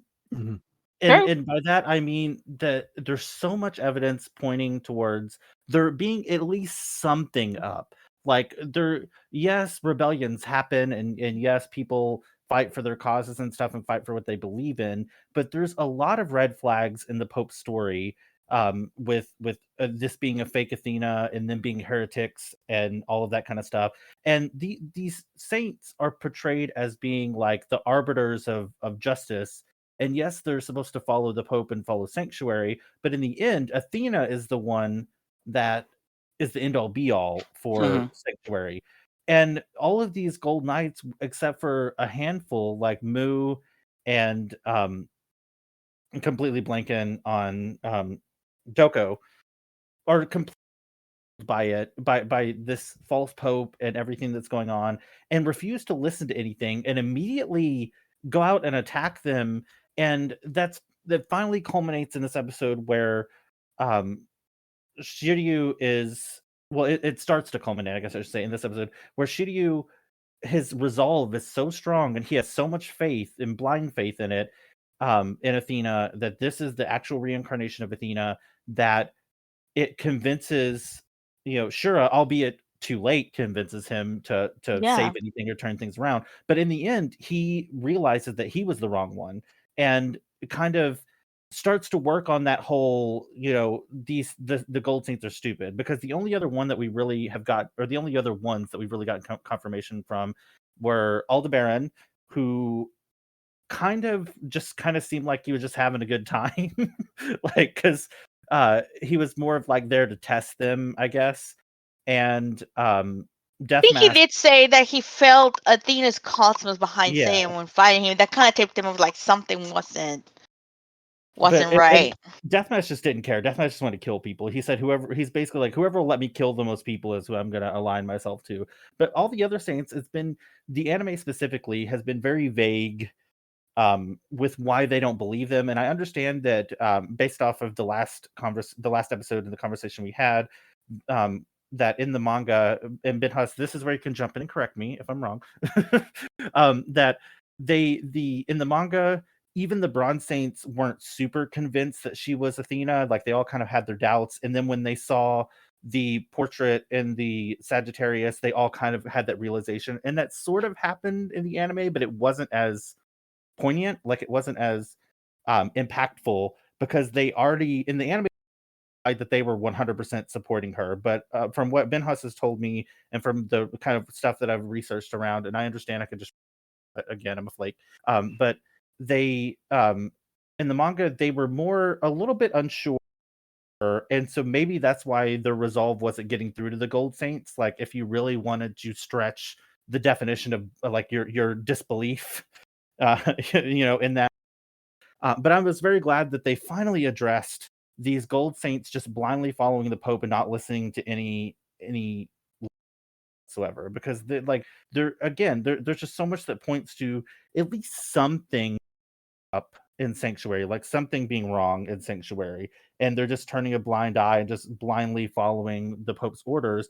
And the Pope is telling them to kill other saints, and it's every saint's goal to protect Athena. So you would think that at some level they would stop and question, like, why are you doing this? Like, but no, none of them do. They all just automatically go full force in, beating the crap out of these like 16-year-olds. And it's just, I'm glad that we finally got some reasoning for that. That was my main takeaway from this episode.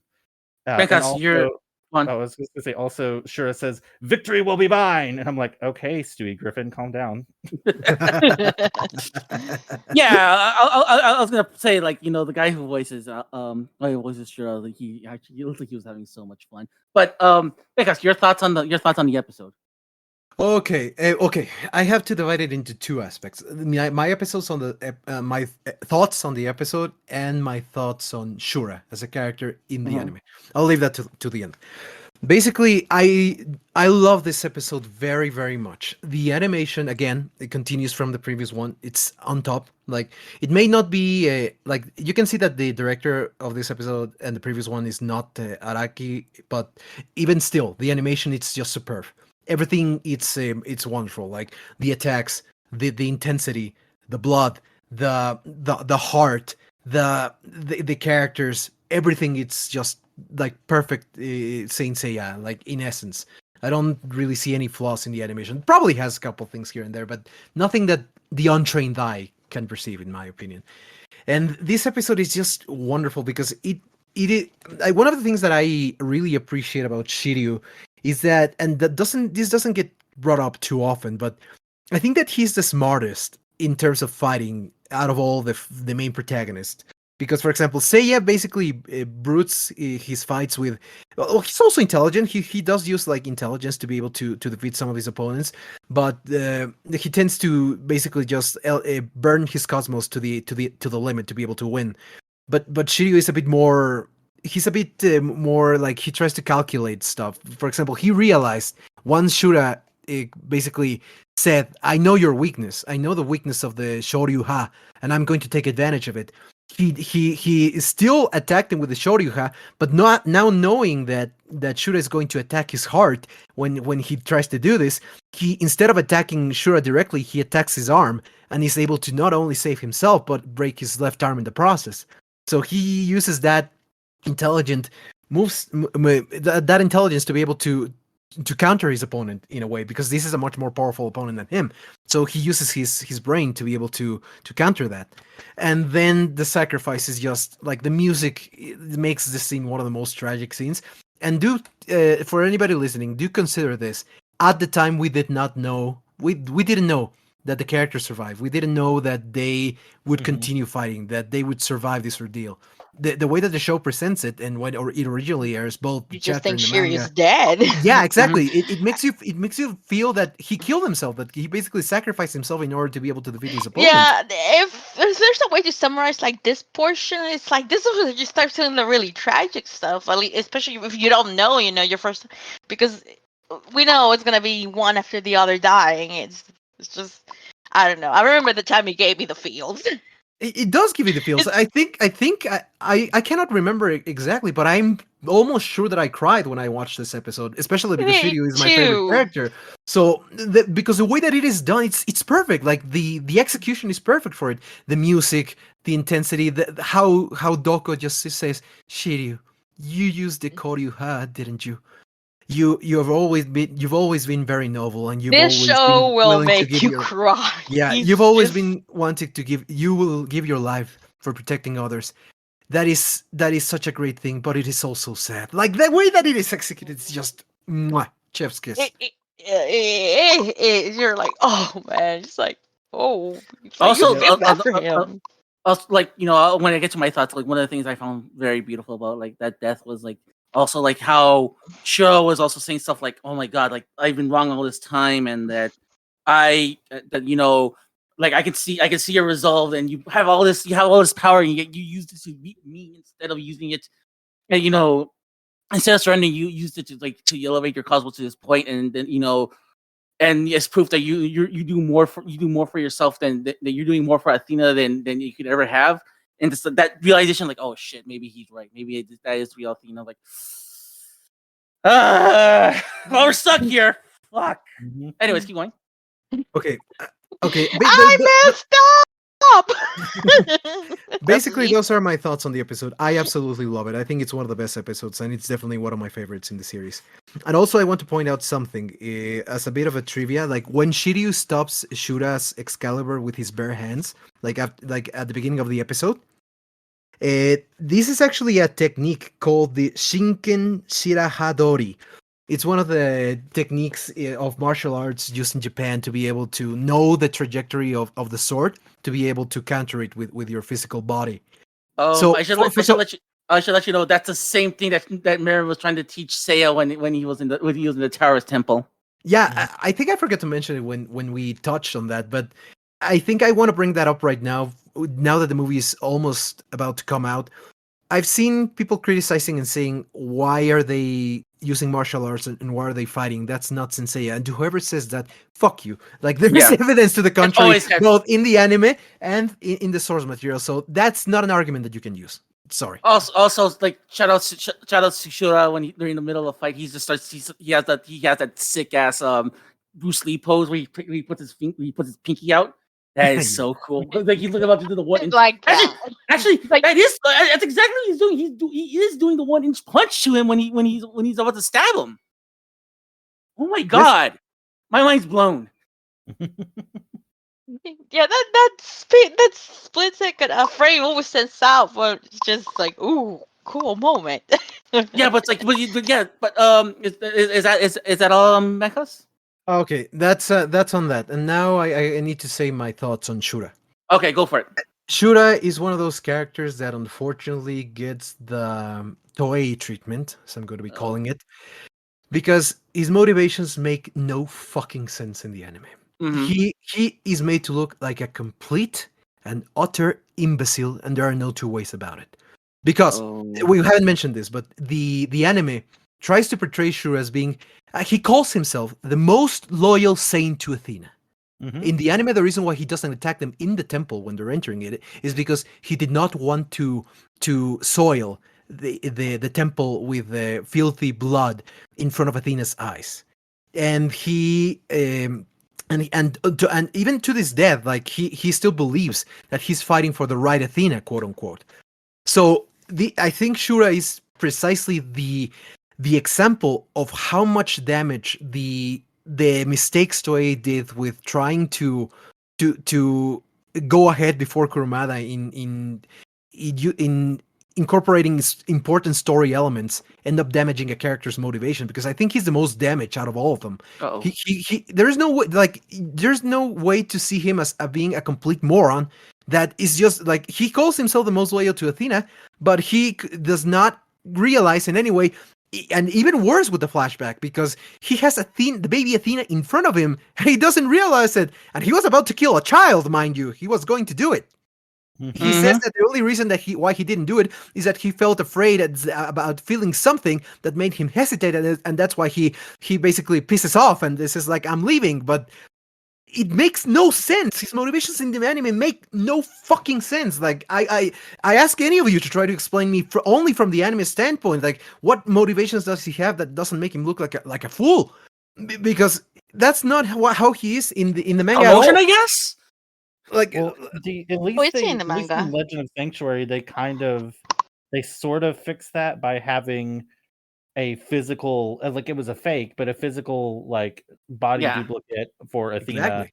to keep everybody fooled. But they didn't even do that in this. They, like, my question that I keep asking myself is, if they agree that Athena's been reincarnated because they know that this war is coming and she always gets reincarnated before these big disasters, who do they think she is? Where do they think she's at? I think they briefly mentioned that she stays locked away or something like that. But, like, why wouldn't she be like a beacon of the people like she's supposed to be? Like, why are none of these gold saints suspicious whatsoever that they haven't seen Athena in the 13 years that this has been going on? Like, it blows my mind how dumb the anime makes the gold saints. And it's one of my frustrations. Like, I love the show for what it is, and I love all the action and everything, but when you dissect it as a story, the anime has so many plot holes that just frustrate me. And honestly, like, I am so glad that you're here, because Benjas is, or you are Benjas, sorry. Ramses is more versed in the manga than I am, but both of us are nowhere near as versed in it and educated in it as you are. So you do help fill those gaps in the story where we're missing stuff. And I knew that it was, a lot of the reasons is because it was running concurrently with the manga, and that happens a lot. Just look at Full Metal Alchemist, or don't like, which or don't look at it. But I actually like the first season of the first iteration of Full Metal Alchemist, but that was just a joke. But yeah, like, when the manga is running concurrently and there's not a complete story, they sometimes do have to make these decisions. But the problem is that they didn't stick to the decisions that they made, and they tried to retroactively put the manga stuff in instead of sticking with their guns, and that's what makes that's what makes the Full Metal Alchemist example that I gave different, because they caught up with the manga and then started doing their own story, but didn't go back within that season and start changing stuff back to how the manga was. They stuck to their guns. But in this, it feels like, like we talked about earlier with the Pope, they implied him to be a completely different character, but now they're trying to say through flashbacks that he's not a different character, and it creates a mess. And it feels like they didn't put enough, because you hear about when people write for TV shows and stuff, they have like a show Bible. It feels like they just didn't have a show Bible. It feels like they were just going off the cuff with everything as they were writing these episodes and storyboarding these episodes. It doesn't feel like there was a whole lot of forethought into where they were going exactly. Or if there was, they saw how different it was and got freaked out whenever they saw what was actually happening in the manga, and decided to scramble to get it closer to the source material. And it just made a mess, unfortunately. Yeah, it's the same issue we have with Camus later on, where it's just like the constant my master, like, oh my god, would you please shut up? Oh my god, I have taught you everything you know. It's like, well, in the manga you did. Well, I have some thoughts. So, like, don't worry, Ben Costi. Like, if you think your rant's bad, I have okay, even worse. Let me just finish so I can give the context of why I'm so mad. Okay, I've already explained why Shura does not work as a character in the anime. But the reason why he does in the manga is because I've said it before. Shura, alongside Death Mask and Aphrodite, fully knew that Saga was his intentions, and that Saga was taking over from Shion. So they are in cahoots with him. So him killing or attempting to kill the Bronze Saints doesn't go on against anything, and to the contrary, it helps further his ambition. And Shura's and Shura's motivation for basically betraying Athena and betraying the Sanctuary is, well, going alongside Saga. I mean, is that he says to Shiryu once Shiryu tells him that he's fighting for Athena, and he realizes his conviction. Shura tells him, "Oh, so Shiryu, then people like you do exist. I thought that people would only give their lives for something personal. I always believed that every human being only desired their own interest. That's why I thought that even though the Pope was cruel, his power justified his actions." And then it's through seeing what Shiryu is going to do that he comes to realize that there is true justice. There is something worth fighting for, and that's what makes him in the end become loyal to Athena again, or at the very least to lament his sins. But it's a story, even though it's very small. It's a story of oh god, I forgot the word, but basically when you try to make up for your past misdeeds, like that's Shura's character. But you get you lose that instead of a complete fool that was tricked from the very beginning. Man. All right. Wow. How do I follow that up? Okay. I really liked the episode. I thought it was really good. I like the fact that like Shiryu was smart. Like I agree with everybody else. I do love the fact that Shiryu was smart to like let himself be attacked.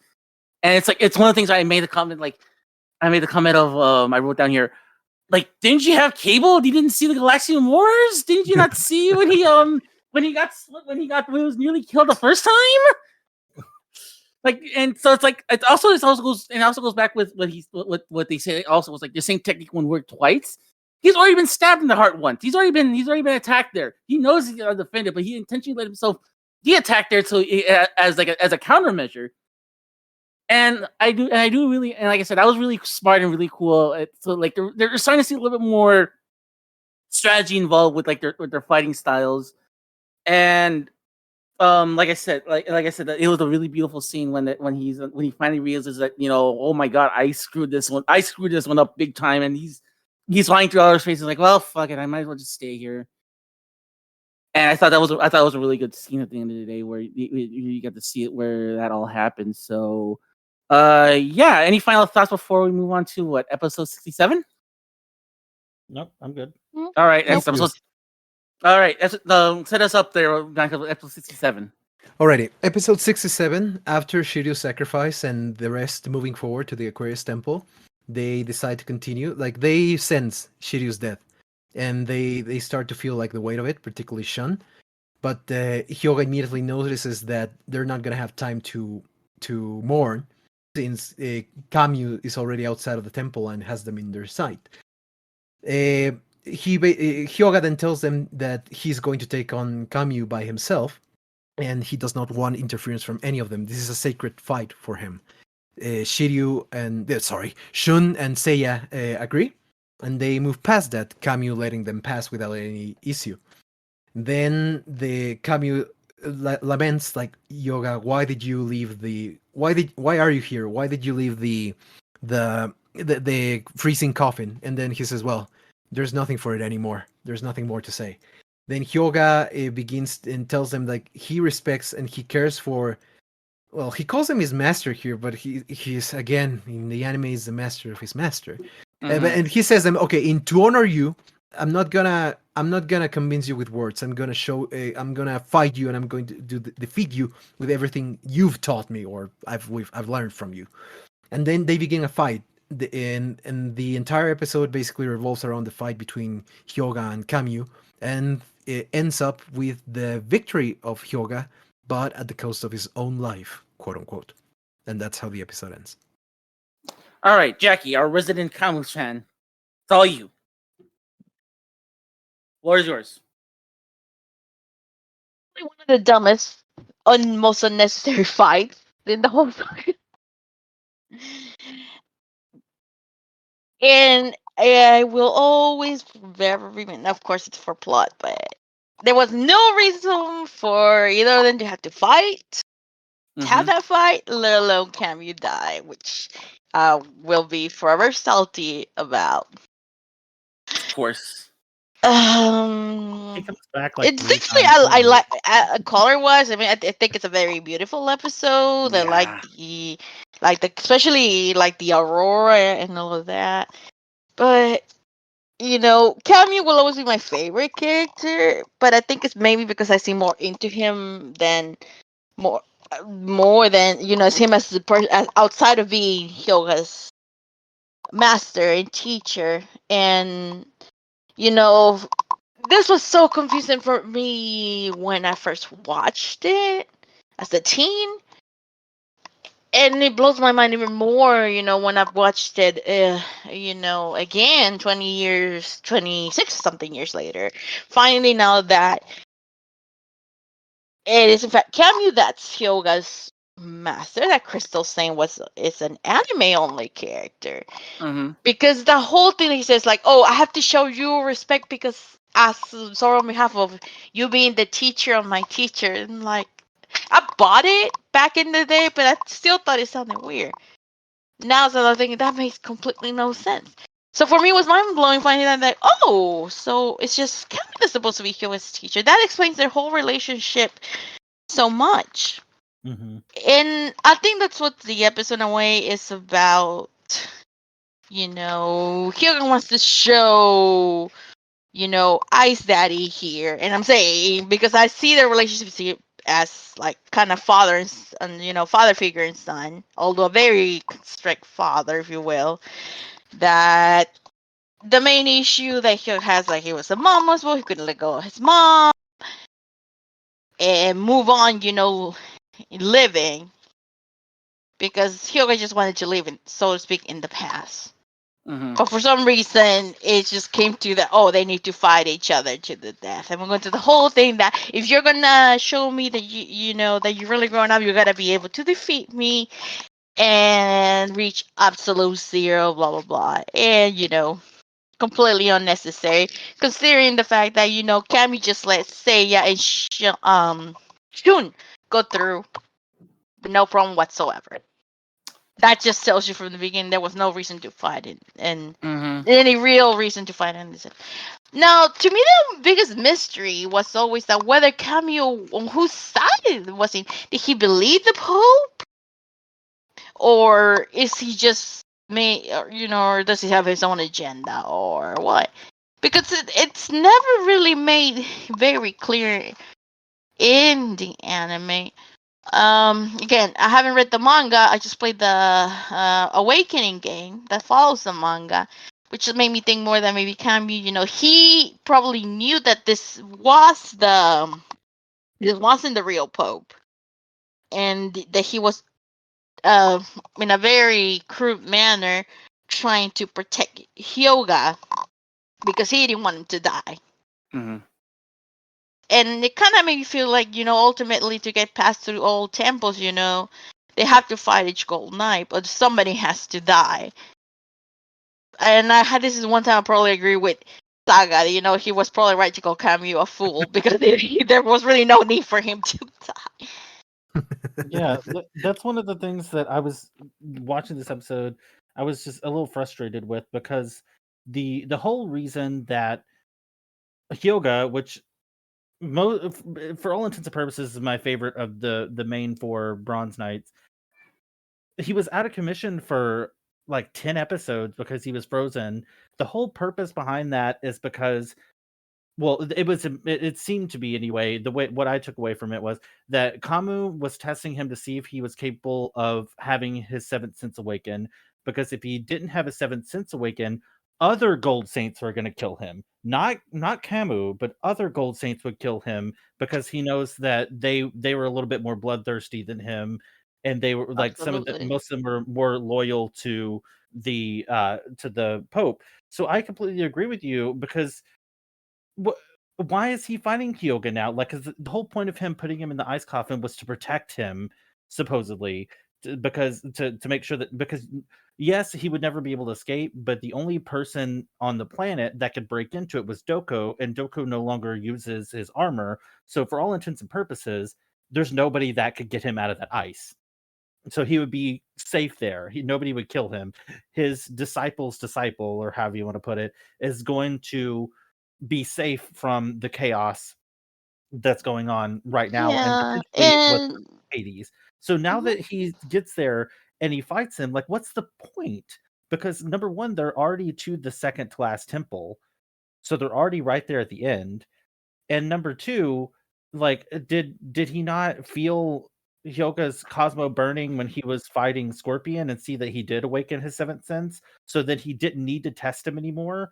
Like, that's very true. He certainly was watching, And, the whole yeah, fight. intently. Most of the times Intently. outside, he was like, I like he's got a. I'm pretty sure he was taking notes somewhere. It's like, yeah, this is good. This is good. Keep it up. Keep it up. Keep it up. Yeah, and Of so course, he's gonna have a why did report this card fight- of Hyoga. He's a teacher. I understand the fight happened because it's an anime and a TV show, and they like you each We one just of had them to see a their fight side of the between spotlight. them. Yeah. Yeah, but this didn't need to happen. Like, neither one of them needed to die. I mean, to be honest with you, that's the only reason it happened was to kill Hyoga off, or temporarily kill him off. Like, give the illusion Because that they had to die one by one. It's Yeah, really because just for that's the plot. only reason. Convenience. And I was so annoyed with this episode because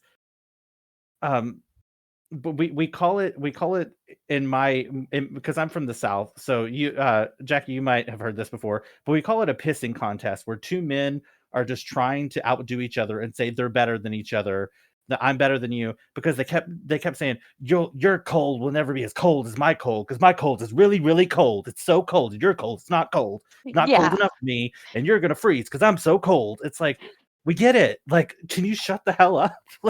I love Kamu. Like, he is. I love Kamu. It is true. It's The dialogue, it was he. so stupid. I know he is trying to push Hyoga, to reach his maximum potential, which I guess he had to give himself for reach absolute zero. But did we quite literally have to go to the extreme that you two froze off each other? Not gonna lie though, that part is very dramatic, and I have cried countless of times at this scene. Or maybe just more because of the fact that this fight was so unnecessary and it had to die. And then Kamu did get resurrected. I think that's my ultimate pet peeve. Sorry. If you really want to stretch the truth and say Kamu still didn't feel like Hyoga had reached his seventh sense, and to be fair, he does hint at that because he's like, I'm going to put you in another ice coffin because you broke out of the last one, but now, Doko's sword's gone. There's no way you can escape it a second time. I'm just going to throw you back in there.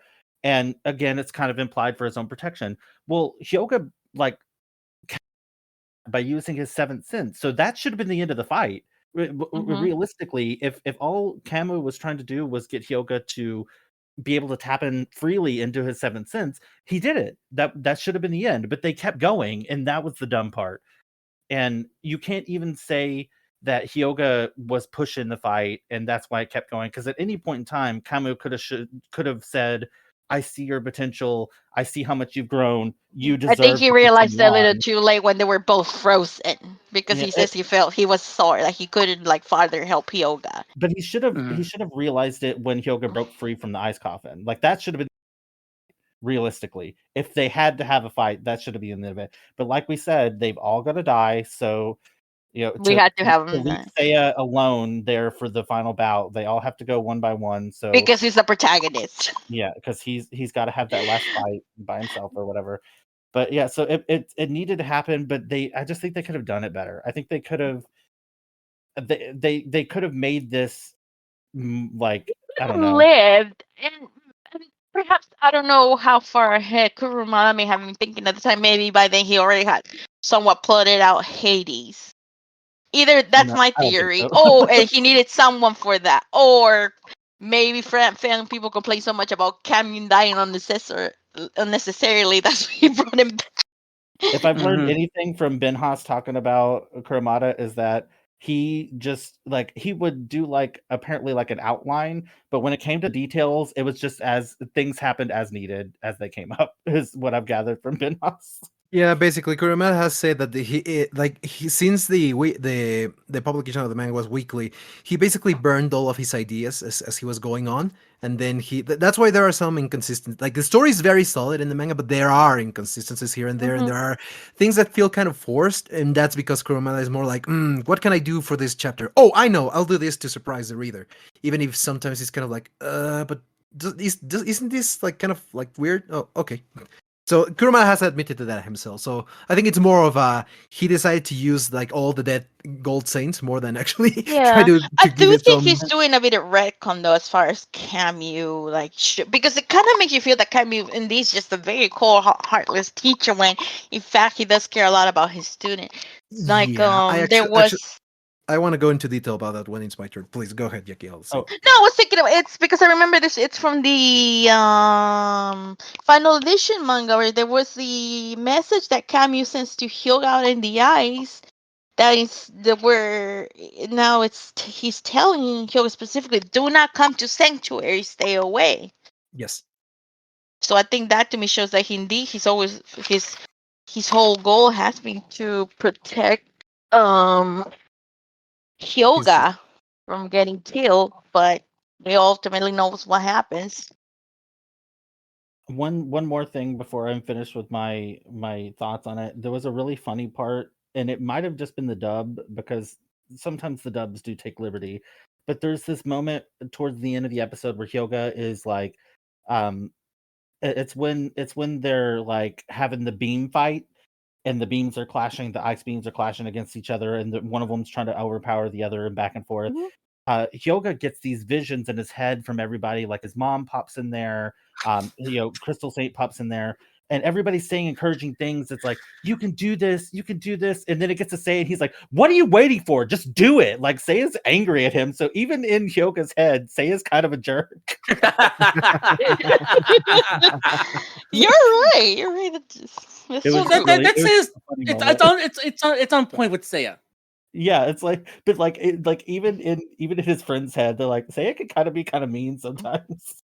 Not mean. He's just very, very blunt. Direct, very direct. So Benjas, your thoughts? Okay. On the episode itself, actually, I really like this episode. This is one of those very weird ones, and correct me if I'm wrong, but isn't this like the one episode where, technically speaking, there are multiple fights against Camus in this arc, like because it's the fight with him in the Lyra Temple.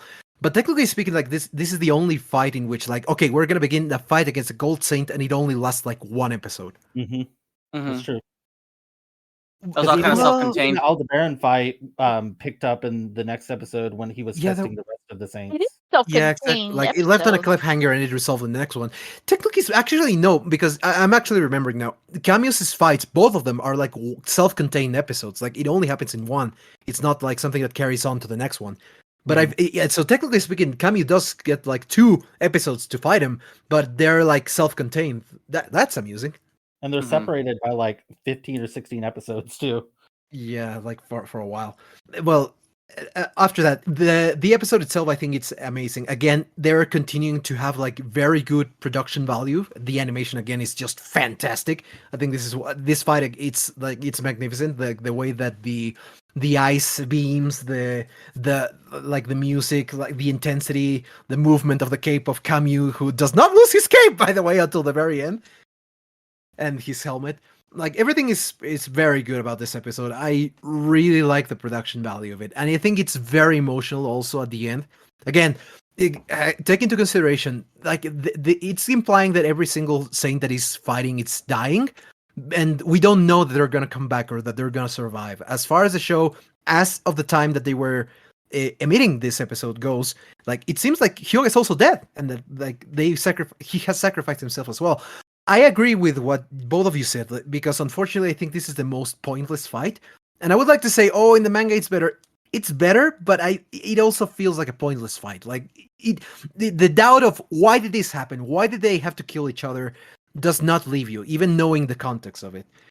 And that's also unfortunate because I also wanted to add that Camus also feels he doesn't feel too different for me to like go on a huge rant, but he does feel like more of an asshole in the anime that he does in the manga. Because in the manga there are explicit moments where you can genuinely see that Camus cares about Hyoga, that he actually worries about him, and that he's not enjoying doing this. For example, when Hyoga is unconscious before when the race of when Camus is about to defeat him with his with the attack, like when they're engaged in the ice beams, and like it's about to reach Hyoga. Before that, Camus actually yells to him, "Hyoga, open your eyes, Hyoga! If you continue like this, all that energy will fall upon you in your body, and it will pulverize you, Hyoga!" Like, and he does it with such intensity that you can see that even though he's doing this, there's still a part of him that doesn't want to fight his student and that still worries about him. And at the very end, and I want to share this picture with you because I think that'll clear very much just how much the difference between the sentiment between Kamio in the manga and the anime is. When he dies, like in the anime, he just falls and dies, right? Mm-hmm. But in the manga, actually, when both of them are lying there on the ground, Camus is smiling. Oh, let me share the picture so you can see it. Yeah, because like oh my god, I have some thoughts, but like now you're like explaining a lot, it kind of makes a lot of sense now.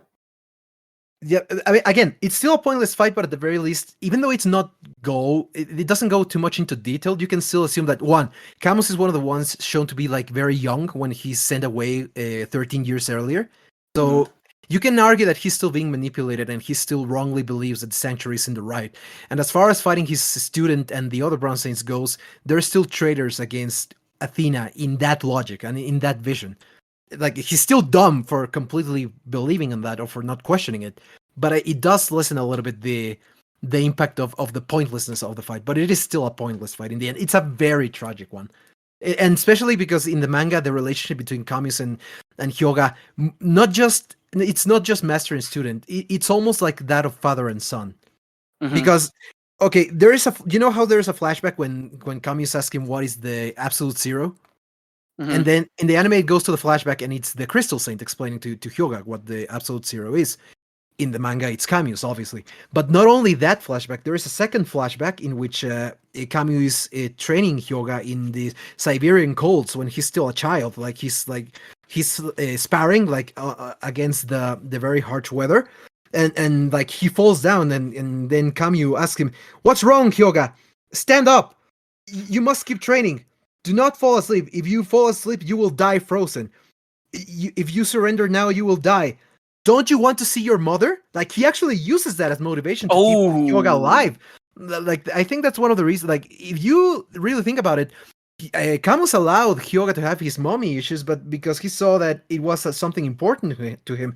And it wasn't until he was technically considered a traitor and something that would keep him from becoming completely focused on battle that he decided to sink his mother's ship further down. So Camus does care a lot about Hyoga, and unfortunately that gets lost in the anime. Well, okay, now I think I better like reverse my thought, because like when I first started watching this stuff, I kind of took it at face value. And the thing was, it was like the thing that kind of pissed me off was the fact is, like, for me, when I started watching it, the problem I had with Camus is like he's been trying to like just jam all these trying to jam his teachings to Hyoga, and the minute he's, "What are you doing? Don't use the things I've been teaching you." I'm like why are you that he's finally doing all this? Like, for God's sakes, you're the one who pushed him to do all this. Why are you this stupid to say to him like why are you shocked Pikachu face that he's actually doing the stuff you've been teaching him all this time? Because it's like, oh my god, because that was the thing that kind of like beautiful episode overall. Especially like the fact, like, I always loved how like both of them go down at the very end. I thought that was a really beautiful scene. But now that I'm watching this again with like a little bit more of a clearer head and a little bit more of an understanding, and now and I've also been doing this with all you guys, it kind of makes me realize, wow, like, why are you shocked at all this? Why are you making a big deal of this when you're the one who's been pushing this from the very beginning? It's like that's like I guess that kind of echoes the same problem that you guys have been having as well, where it's just like here's Kyoga, you know, they push him to the limit, and now that he's been pushed to this limit, you know, here's Kamu's like, oh, I pushed you to a limit. I was like, God damn it, you're the one who did this. You're the monster. You created this monster. You lay him down right there. This is your bed to lay on. Why are you acting shocked at this point? Like that's the part that kind of got to me. It was like you know, you're the one who's been pushing all this. You're the one who's been who like even in the manga you push him so far in the Siberian cult to go to do all this. It's like that's why I made a comment in our private chat. It's like at the end of the day, it's like the reason why I say he's so fucking stupid is like, why are you shocked at the fact that he's doing exactly what you've been telling him to do all this time ever since he stepped foot in Sanctuary? Ever since he stepped foot in Sanctuary, that's all he's been hearing about, and that's all he's been he's been capable of doing, and that's and now you're shocked at the fact it's like he's actually doing what you've been teaching him. It's like, oh God. So on one hand, it's like there you have that, but I think once you separate that to like how it's set up, it's actually really interesting. Like I said, it does show like a maturity of Hyoga, that he's able to he's able to manipulate his seventh sense and actually be able to accomplish more than what his master can do. And like I said, yeah, all that aside, I thought it was this was a great episode. Just overall, just all these cool things happening, and I was really happy about it. Any final thoughts before we move on to episode 68? Just one. The episode itself is really good. I think that it's just kind of a shame that character motivation can turn around how one can view something. And Kamyu comes up in a much worse light in the anime than that he does originally. It's just a shame. That's all I can say. Alrighty then. Why don't we go to our last episode of this block, episode 68. Benjas, why don't you set us up for it? Very well. Right after, Shun and Seiya immediately continue advancing while the fight against, while Hyoga is fighting Kamyu. Then, obviously, the fight concludes. They feel his Cosmo passing. The others are starting to get worried because there's only one final flame left. Saga is starting. Well, the Pope is starting to have a bit of a mental breakdown because they've been able to get this far. But he's convinced that the most beautiful warrior of them all will be able to defeat them without any problems. And the Pisces Saint will definitely kill them, and they won't be able to advance. Then we have he's kind of also he's kind of assessing what's the status of Sanctuary, all the saints that are left. And then we get a conversation between Seiya and Shun, because Shun says that he wants Seiya to continue and advancing so that he can reach the Pope's chambers, that he will fight the Pisces Saint. At this, Seiya kind of shows a little bit of reluctance, because you can clearly see, inferring in the conversation, even though Seiya doesn't state it like this, you can clearly see that he does not really have any faith in Shun being able to defeat his opponent. He's underestimating him, and Shun tells him that he's doing so, and that then Shun has his own conviction, and that the sacrifice that Ikki made and even though he's worried that he will end up doing what his guardian star Andromeda just by becoming a sacrifice, that he's worried about that. He tells him that he should have a little bit more faith in him, because he intends to defeat his opponent and continue and advance to the Pope's chambers just as he is, and that the sacrifice that Ikki made him realize that, okay, here they talk a lot about being a man, and leaving that aside, remember this is a product of its time, but I think that the message itself is more beautiful, not about sexuality or not about gender, but more about conviction. And that's what Shun is showing here: conviction to be able to prove himself for his beliefs. Then it's just most of the time that his weakness is never shown as a negative. It's actually shown as a huge positive. Then we get a lot of flashbacks to elongate the episode, and then finally it ends with them arriving at the Pisces Temple and Aphrodite standing outside of it waiting for them. Seiya, obviously following Shun's words, he starts to run up and try to move past him. Aphrodite tries to stop him with the rose that he's carrying on his lips. Seiya obviously is not stopped by this and continues. And just before he can try to do something to stop Seiya, Shun grabs him with his chains and tells him that he's going to be his opponent. But at this, Aphrodite just laughs and says, the Pegasus Saint will die before he arrives at the chamber of the popes, because the royal demon roses are awaiting him, and he will not survive that. And we start to see how Seiya finds the roses in the stairs that lead to the pope's chamber. He starts to go up them, starts to feel faint, collapses, and passes out. And then we begin with the cliffhanger of the fight that's about to begin between Aphrodite and Shun. All right. Why don't we get started with this conversation with Jackie? What are your thoughts on this episode? Well, it is essentially just a recap episode that we kind of. I think it actually begins with like sort of like a repeats the very end of the Cameo Hyoga fight, and I think that leads into when I think it's Shun that gets the snowflake in his hand. I'm forgetting, but they realize that Hyoga ended his fight and technically died. So again, we're just seeing more in fact that they're all going down one by one. But I think our mighty Pope, who thought that his Golden Knights were ever so invincible, having they been falling down like dominoes. And I think it's that same episode he also calls Cameo an idiot.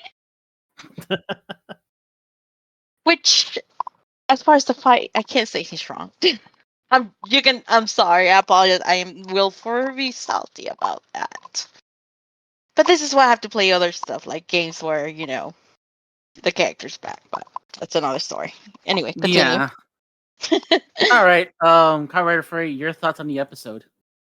I appreciated seeing Geki on my screen again. He's one of my favorites.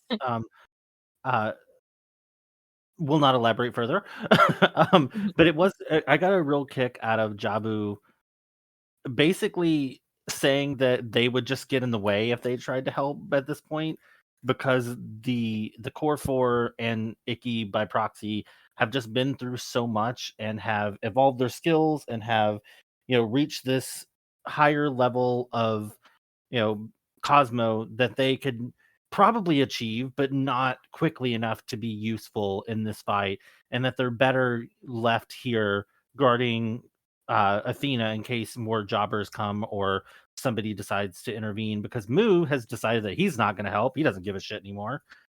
Just kind of noped off into nowhere. Speaking of which, we haven't seen Mu in a long time either. But anyway, and then we get another super on the nose, amazingly obvious hint that the Pope is actually the Gemini Saint, because he starts talking to himself. Because again, it has not been officially revealed yet who the Pope is, despite there being 75 million obvious signs pointing towards it. They haven't said it out loud yet. So it's still technically unknown or unconfirmed, I guess would be the best way to put that. But he talks to himself in the mirror, and that's where kind of the big part of the recap comes in, because he goes through each one of the houses. Not in order, I don't think. I think he does them in kind of like groups of like, these two defected, these two are useless, these two died, or these three died or whatever. And just going through how the Gold Saints have failed him, and his other half just like he keeps saying, oh well, what are we going to do? They failed him. And the other half is like, you have to remember that they're all beaten down, and by the time they get to you, they're not going to be in tip-top shape. And he's just basically, it's the two halves of the Gemini arguing the positive side and the more negative side. You think of like the drama mask, where there's like the laughing one and the crying one. That's kind of what you're getting here with him arguing with himself in the mirror. There is a lot of just retroactively funny things. Before the Netflix anime, I wouldn't have found this episode hilarious. But now that the Netflix anime exists, this episode is unintentionally one of the funniest episodes of the whole show because they just put so much emphasis on Shun being a man. Like they say it like 7 or 8 times in this, 22 minutes of footage. Just Shun is a man, and I'm just like, yes, he is a man. What'd you say? Sorry? Go on. I was asking Miko what she said. No, that is you raised a good point of what's gonna happen whenever we get that episode in this CG. Yeah, because like we got. I mean, I'm sure it's gonna be like you need to be strong, and they're gonna replace the word strong with man is probably what they're gonna do for the CGI. But it's so unintentionally funny. And I also forgot to mention in the last episode. Because I was going over my notes while we were talking back and forth. I think the last episode is the last time we see June in the original series, isn't it? I think so. Yes, she doesn't appear again in either the manga or the anime. Now that I come to think about it, like, she was in that flashback when the oh no, it was this episode. It was when the Andromeda. It was this episode because the Andromeda leader, whose name I forget, the teacher on Andromeda Island, was like bestowing lessons upon them about how to like have resolve and all that kind of stuff, and she was there. She didn't have any lines or anything, but we got to see her, which I guess is one of the positives that came out of the Netflix anime. They expanded her role because she did become a fan favorite, mostly because she's this can sound bad, but mostly because she's a girl, because the show has so few girls, and people really wanted there to be more female characters. So I think that's why so many people resonated with her. Like, I don't mean it like in a lewd way, but like just there's just not a lot of female characters in Saint Seiya, the original. So I think a lot of people gravitated towards her. So I'm glad that we got to see her at least one more time. But yeah, the funniest part was Shun just outright saying, "I am a man after all," and I'm like, "You are indeed, sir." He does say it. But there was another part when again, get your shots ready to take another shot. When they met Aphrodite in front of the temple, he throws there's a rose that gets thrown and it lands on the ground. And it's very obviously this came before Sailor Moon, but it's very reminiscent to me of Tuxedo Mask. And so I thought of the Tiffany Pollard New York where she's like Beyonce, but I was like Tuxedo Mask. But yeah, like this is kind of a nothing episode. They do this a lot in the show. If you've been listening to us talk about this, or if you've been if you watch the show yourself, you'll notice that they have these kind of in between episodes to give you a little bit of a breather between some of these really heavy fights, because we just had 2 really heavy fights back to back, on top of the episode before those 2 heavy fights being a heavy episode of their the realization of their resolve, which again wasn't as heavy in the anime as the manga, but it was still, in general, if you'd never read the manga, still a pretty heavy episode. So you had all of this heavy stuff, so we really needed this a little bit of a break. There was still a little bit of action, like Benjas said, towards the end, we get to see a little bit of what Aphrodite's all about. I will say that to this day, and this is nothing against the person, they were just miscast. The English voice actor for Aphrodite is just not a good fit for Aphrodite, in my opinion. The evil laugh that he does, it's supposed to be like the haughty traditional Japanese laugh, like the the Oja-sama laugh. Yeah, but he does this weird like in between witch cackle that just sounds yeah, it sounds awful, and it's not this voice actor's fault. It's not their fault. They just were miscast, and because I don't think anybody can make it in voice acting and not be talented, because it's a very hard medium to do. And when I say make it, I mean like get into bigger productions like this. But it was just not a good casting. That's my biggest complaint and takeaway from this episode, is that I don't like that voice. I think it should have been a little more feminine sounding, like a little more delicate sounding, and then when it got to the laugh, it should have been just like kind of grotesque over the top, and it just wasn't. It was just kind of yeah. They didn't put their full Oja-sama into it. They did not. They did not channel Naga from Slayers. She is the queen of that laugh. Like, that was the first time I ever heard it, and it sticks in my head, and I absolutely love her. and it just he didn't do it justice, unfortunately. This voice actor, I didn't look up their name. I meant to, and then real life got away from me at the time, so I didn't get to do that. But again, no hate towards that voice actor. It was the casting director's fault. Hate on the casting director. Benjas, do that any thoughts on the episode? Yeah, I think that I just find it amusing now, looking at it now that we're finishing. That this is the last episode we get to cover in this batch. Again, this is one of those weird episodes that's kind of like let's stretch with flashbacks and with filler as much as possible, just so that we don't run out of material, and so that the next episode is the one that actually has all the meat, so to speak. And this is one of those episodes that like nothing really of importance happens until the very end, when they finally. That's a recap episode. Yeah, it's one of those weird. It's half a recap episode, 1/4 filler, and 1/4 actual adaptation. So yeah, it doesn't serve the episode itself. It's kind of like you do need to see it, otherwise you will miss important story elements. But at the same time, it's one of those episodes that are a bit of a drag to watch. It's a shame, but that's just what it is. And it serves the whole thing. I'm sorry. No. You are correct. Like, it serves the purpose of like giving enough information, but it also like tries to stretch it as much as possible to. Yeah. No, I was saying in the sense that if you're watching this like a week, episodes, once a week, then definitely at the time, refreshes your mind of everything that's happened, because we're looking back at a lot of episodes otherwise. Yeah, but this is nothing like DVDs. now we can binge watch. This is for DVDs, Blu-ray, and live streaming, folks. Yeah. They did it more creatively too, so it made it a little, because like it was the Pope, like the whole Pope talking to himself was the majority of the flashbacks. There were some additional ones via Shun with his explanation, but that was stuff that we hadn't really seen, so that was a little bit more interesting, the Andromeda Island stuff. But the actual recap part of it at least was interesting enough that it was like the Pope kind of having a mental breakdown almost about how big of a failure this entire venture has been so far, and how there's two different halves of himself, one that's very confident and one that's terrified that Seiya is going to come in and whoop his ass, and only one of those halves is right, and we know which one's right. Yeah. I was also going to say the thing that I actually do appreciate most about this episode is like even though it's filler, I do love like Saga, well, the Pope having a mental breakdown. It was like, oh god damn it, like, oh, how is this possible? I was like, oh, what am I gonna do? No worries. The next one surely will be able to defeat them. I need that Guardians of the Cosmos image for that.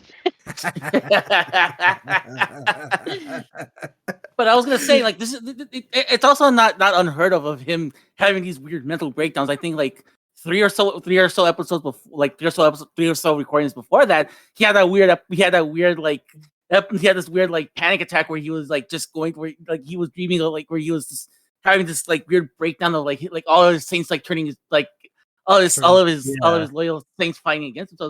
So we can start seeing the mental degradation of Saga, aka the Pope, start happening as like very early on. But like if that doesn't hit you at that point, starting at this point, like, yeah, it's definitely at this point where it's like he is not happy whatsoever. Well, because he knows that he's a fraud. Like, he knows he's a fraud. He knows that he, like, even in the manga, like, he's still lying to over half of the Gold Saints. In this, he's lying to all of them but Death Mask, apparently. Mm-hmm. But he knows that he's lying. He knows he's a fraud, and it's really getting to him because, like, I want to say imposter syndrome, except he actually is an imposter. So he is rationally going through emotions of being discovered, of being a fake, and not being who he says he is, and not having the genuine motives that he says he has. Got it. He's definitely having a breakdown. Is it like Saga? Is the schizophrenia acting up again? It's multiple personality disorders. Well, yeah. And it's like, Saga, are you having your flashbacks of you and your brother? Wait, I had a brother? Dear. Okay. Well, that's it. I just a couple of things. One, guess what? I do have a huge rant for this as well that has to do with character and story, but I will leave that for the next episode we do, not for this one. All right, sounds good. And because I've reached my limit of how many rants I can do per episode. Fair enough. That's one, and just the other. A little bit of piece of trivia. The royal demon roses that covered the stairs up all the way to the Pope's temple. For many years, it was believed that this was an act of the Pisces saint, in this case of Aphrodite, right? Mm-hmm. But it turns out, and it was revealed in Next Dimension, that is actually a measure that the Sanctuary itself can do whenever they feel the presence of an enemy. It does not rely on the Pisces saint. So it just randomly just starts sprouting. It starts sprouting the plants just in case the mess is coming. We just better start growing these and then they start suddenly growing again. Yeah, it's a defense mechanism of the Sanctuary itself. Don't Though it's still left forget- ambiguous if it can be done by the will of, like, for example, if it's necessarily the will of somebody doing that, or for example the Pope, or if it's something else. Like, it's kind of left ambiguous in that regard. Right. Doesn't it come up again in Lost Canvas with something similar? I know that's technically like an alternate universe, but doesn't it come up in Lost Canvas? No, I don't remember. Like, I thought I remembered something about like the fields of roses being naturally there and not something that the Pisces saint willed. Maybe. I have to be honest, it's been It's been a long such a long time. time since I read Lost Canvas. I actually do need to reread it. Like, if I'm going to tear it to pieces, I need to properly know what I'm talking about. That's a conversation for another day. Okay. Weird episode, because I really can't judge the episode. There's I'm on two minds of the episode. One, why the heck are we having a recap episode? But then again, too, it goes back to our old arguments. Like, we're not supposed to be consuming this like episode by episode binging this. We're supposed to be watching this like week by week. So it makes sense going into this final fight, or quote unquote final fight of this, that we have to have a little recap as to like what's going on. But I feel like it was a lot of like padding. But I do appreciate the fact that, like, for the most part, it was padding, but they used for the most part new animation. So I'm not really like that mad about it. But just like there's always this weird shot that always gets me of like of Ioria. He's like walking away back from like giving Cassius's body back to China, and like last time we saw you, you're in your temple. Like, make up your mind. Where are you at this? Where are you in like the space in this logic in like little space? Where are you at right now? But like I said, I really enjoyed it. Like, I really like it. I do like. I really like Aphrodite. Like, he's like one of my favorite. He's like one of my favorite characters, and I can't wait to see more. I can't wait for the next book episodes to see the actual fight. Fish. Mm-hmm. Fish. But I do like the fact it's like his it's a really intense fight, and we get to see it early on where it's like he's this cocky, confident like dude with a rose, and. At first, like, you're thinking like, oh my god, like, what is up with this guy in the makeup? Like, what is up with this guy? Then it's that false sense of like, security that it lowers your defenses, and then the minute things start ramping up, like, oh, this guy's for real. This guy is not messing around with any of More makeup than Aphrodite. Yeah, so it's like I was like, yeah, we may make. Go on. No, I'm just saying that, I agree with you in the time. That's like Aphrodite, of course, meant to be more look feminine because of the sign and the name. But then now I look at the dishes, it's like, I thought Aphrodite wore a lot of makeup. But you look at the dishes now, wow. He's got that smoky eyeshadow thing going on. I just wanted to say that. Thank you. All right. But yeah, it's this weird mismatch of like of trying to like get us recap to where we are, but it also does it in a unique way where it's all kind of unique animation, and also it gives us a really cool introduction to this character. Like I said, like he doesn't really do much right now, but once we start getting into the nitty gritty later on, when we get to our final block of episodes, yeah, that's when we're gonna start having a little bit more of a discussion about. Well, he got the Ikemen intro he deserved because he is the most beautiful saint after all. Of course. So he had to have all the roses, the flowers, and the petals. I mean, oh my god, Ikemen! I've been doing research on that recently because it's like there might be something involving a VTuber, and I'm like, I kind of want to do that. But anyways, yeah. But I really like as a kid, it was so weird to watch that. but having like now as an adult, like it's like now knowing what's coming up for it, it's like, oh my god, this guy's so fabulous, but he's also such a fucking badass that I can't wait for that. So, and like I said, I'm on two minds. Like, I'm on mind of like, why do we need this? Why do we need a recap episode at this late at the juncture? But at the same time too, it's like, oh my god, I can't wait to see what else is it. And this is our very first taste of it. And unfortunately, like your mileage may vary, especially like how this episode plays out, especially if you've seen this series or not. If you've seen the series, it's a really good episode to like get you hyped up. If you haven't, you're going in blind, you're gonna be asking like a lot of questions at the end of it. So, is there any final thoughts? Ramsey, I just have a question for you, real quick. Go on. Have you ever seen Kare Kano, His and Her Circumstances? No, but I've heard of it. Okay.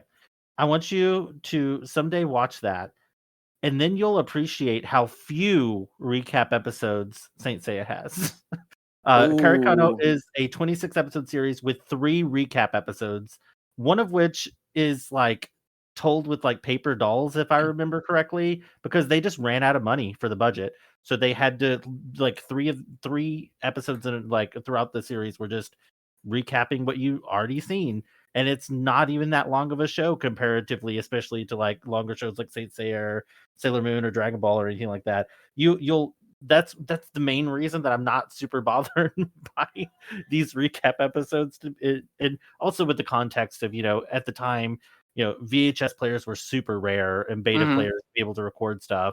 And there was no home media releases for stuff at the time. There was no way to rewatch it outside of reruns. So like these were kind of necessary. And like I said before, like just saving money for animation costs and stuff like that too. And like I said before, like we were never supposed to be watching these in the way we are right now. Right. We were if this was a podcast done in 1986, first and foremost, holy shit, we have the internet in 1986. But second of all, we'd be watching week by week. And I guess at that point, I think we'd be a little bit more forgiving. It's like, it's good to know that at least they're trying to remind us where we are. So that's this whole good. podcast will be about that one episode.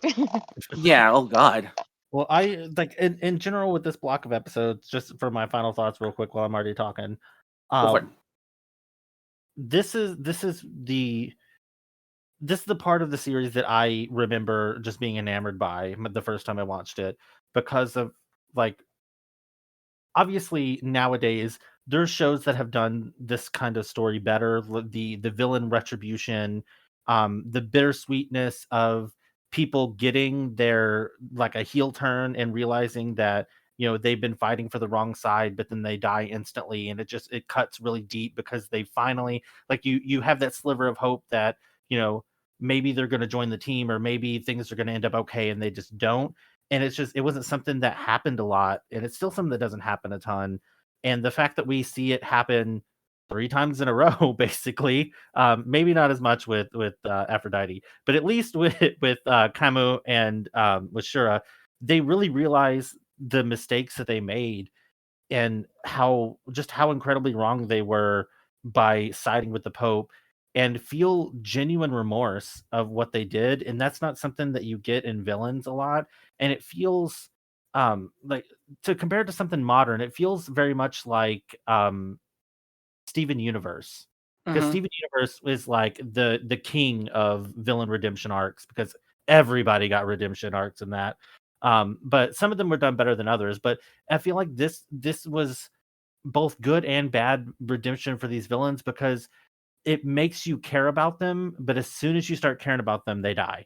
And it hits really hard. And knowing what we know now, knowing that there's all these spin-offs and sequels and stuff where they get resurrected, or it shows them before they died, so we get to learn more about them.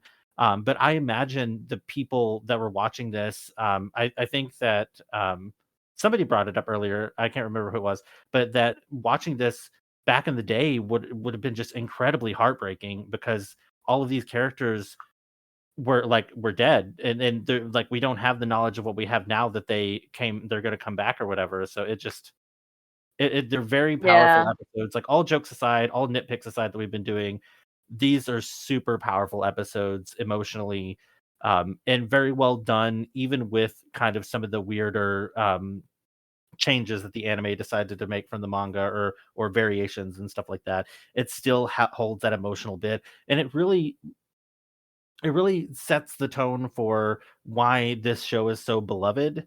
Because you talk to anybody that is a big fan of Saint Seiya, and most of them are going to tell you that it's a little bit of a slog until you get to the Gold Saints arc. Like the first arc is pretty good. The entire Silver Saints arc is just pain, pure pain.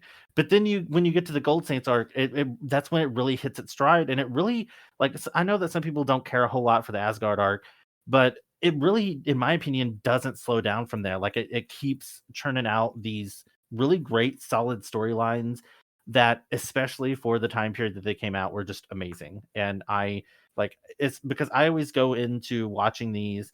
Same with our Sailor Moon Says podcast. I go into them trying to think of forget about some of the context of what I know now and just think of how this would have felt if this was the first time that I'd seen it. And they're just really impactful episodes. And I like this is what Saint Seiya fans love. Like this is it. Okay. Jackie, your final thoughts on these block of episodes? Can you hear me? I can hear you. Yeah, I don't know if that had me. They're definitely, they're the more emotional episodes, but obviously it definitely gives you the feel that we're heading towards the climax of the story. And for me, of course, my favorite part normally was getting to see Cameo again, even though I know the outcome now, it just still impacts me though, how each of these characters, especially Cameo, and I feel that they just didn't do him as much justice in the anime. I'll take what I can get, but I guess the lesson at the end of the day is that take both the anime, the manga, and any other formats and make your own, I guess, conclusion of what you're supposed to get out of the particular arc.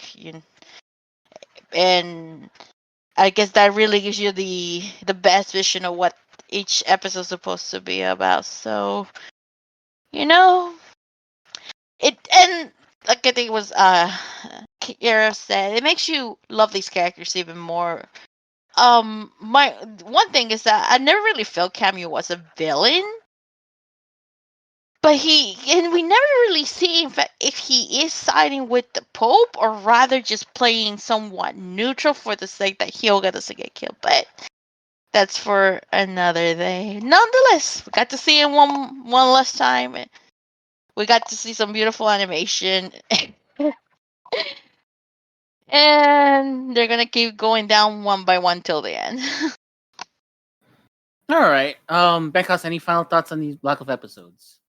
Like Jackie mentioned, this is the beginning of the climax of the Sanctuary arc, and you can feel it because the pacing is just starting to go like basically down to it. It's very intense, and I think that the best way that I can describe it and how I feel about them, it's passion.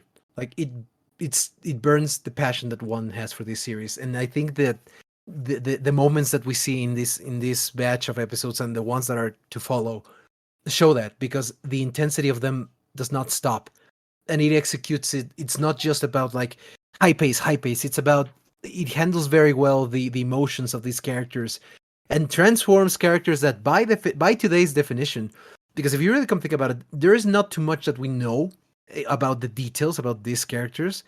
For example, the Gold Saints, even though we know some of their past, we don't really know that much, and it's never really shown too much, which is something that modern viewers may, I think they've been spoiled in that regard, that now if they don't see, like, even when the villains went to the toilet and were cleaning themselves up, like, they don't consider it to be character development. Sorry that I put it that way.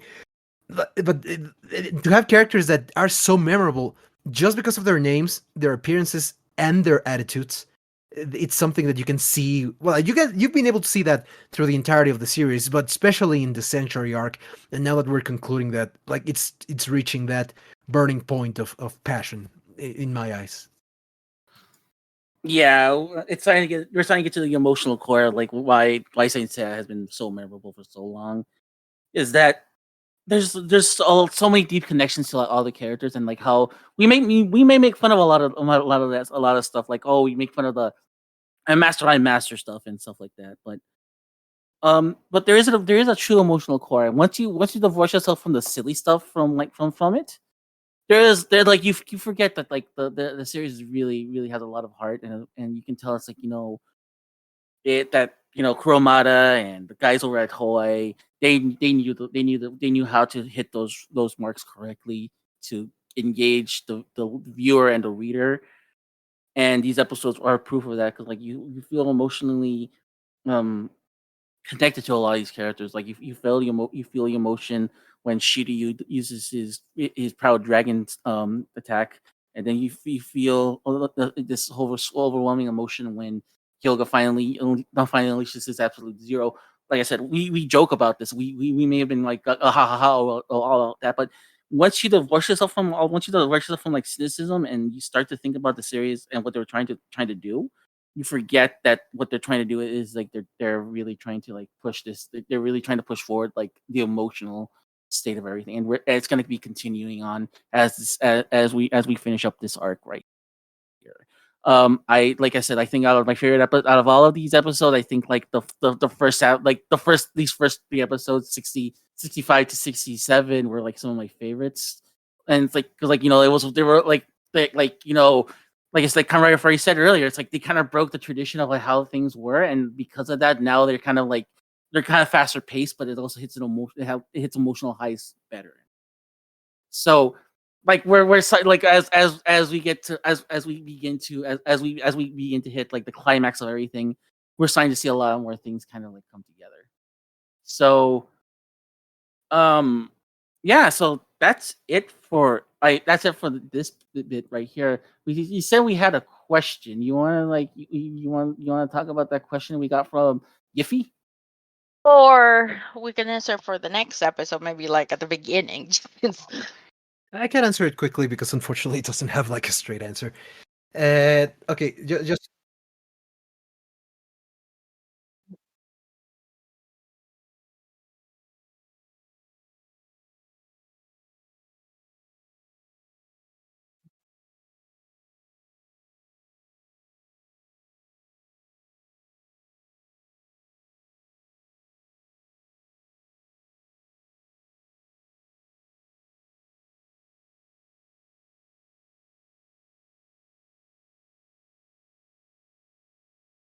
General question about the Capricorn is that's been on my mind for a while. Most Zodiac call it the sea goat, and is based off when Pan dove into the water and only transformed partially into a fish, supposedly. Yet, in the Saint Seiya app, translates and describes the Capricorn temple as a palace of the rock goat, and Shura's cloth resembles a standard goat. Was there any reasoning why Kuromaya designed it this way? Was it going to make it easier to assemble, or to keep it separate from the future armors like this marina scales? okay, and now to provide the answer for that, unfortunately, I was not able to find a concise answer for that. I haven't I checked with all my known sources, but there doesn't seem to be like any specifics about the Capricorn gold claw. The only thing that I might have found, and this is not 100% confirmed, it's only speculation, is that he may have taken inspiration from the armor of King Philip II of Spain, who has an armor aesthetically very similar to Shura's, but this is speculation. Like I cannot confirm this, and I couldn't find any source of as to like the inspiration for why Kurumada designed it this way. The only thing that I can say is that I do know that, for example, Kurumada had less problems designing the cloths of like, for example, the constellations that are based on a mythological creature or an animal such as Capricorn than he did with, for example, Gemini or something like that. So it's more than likely that he just like looked up images or investigated about the constellation itself and just went with something that made sense to him. That's all I can say. All right. Well, I mean, also,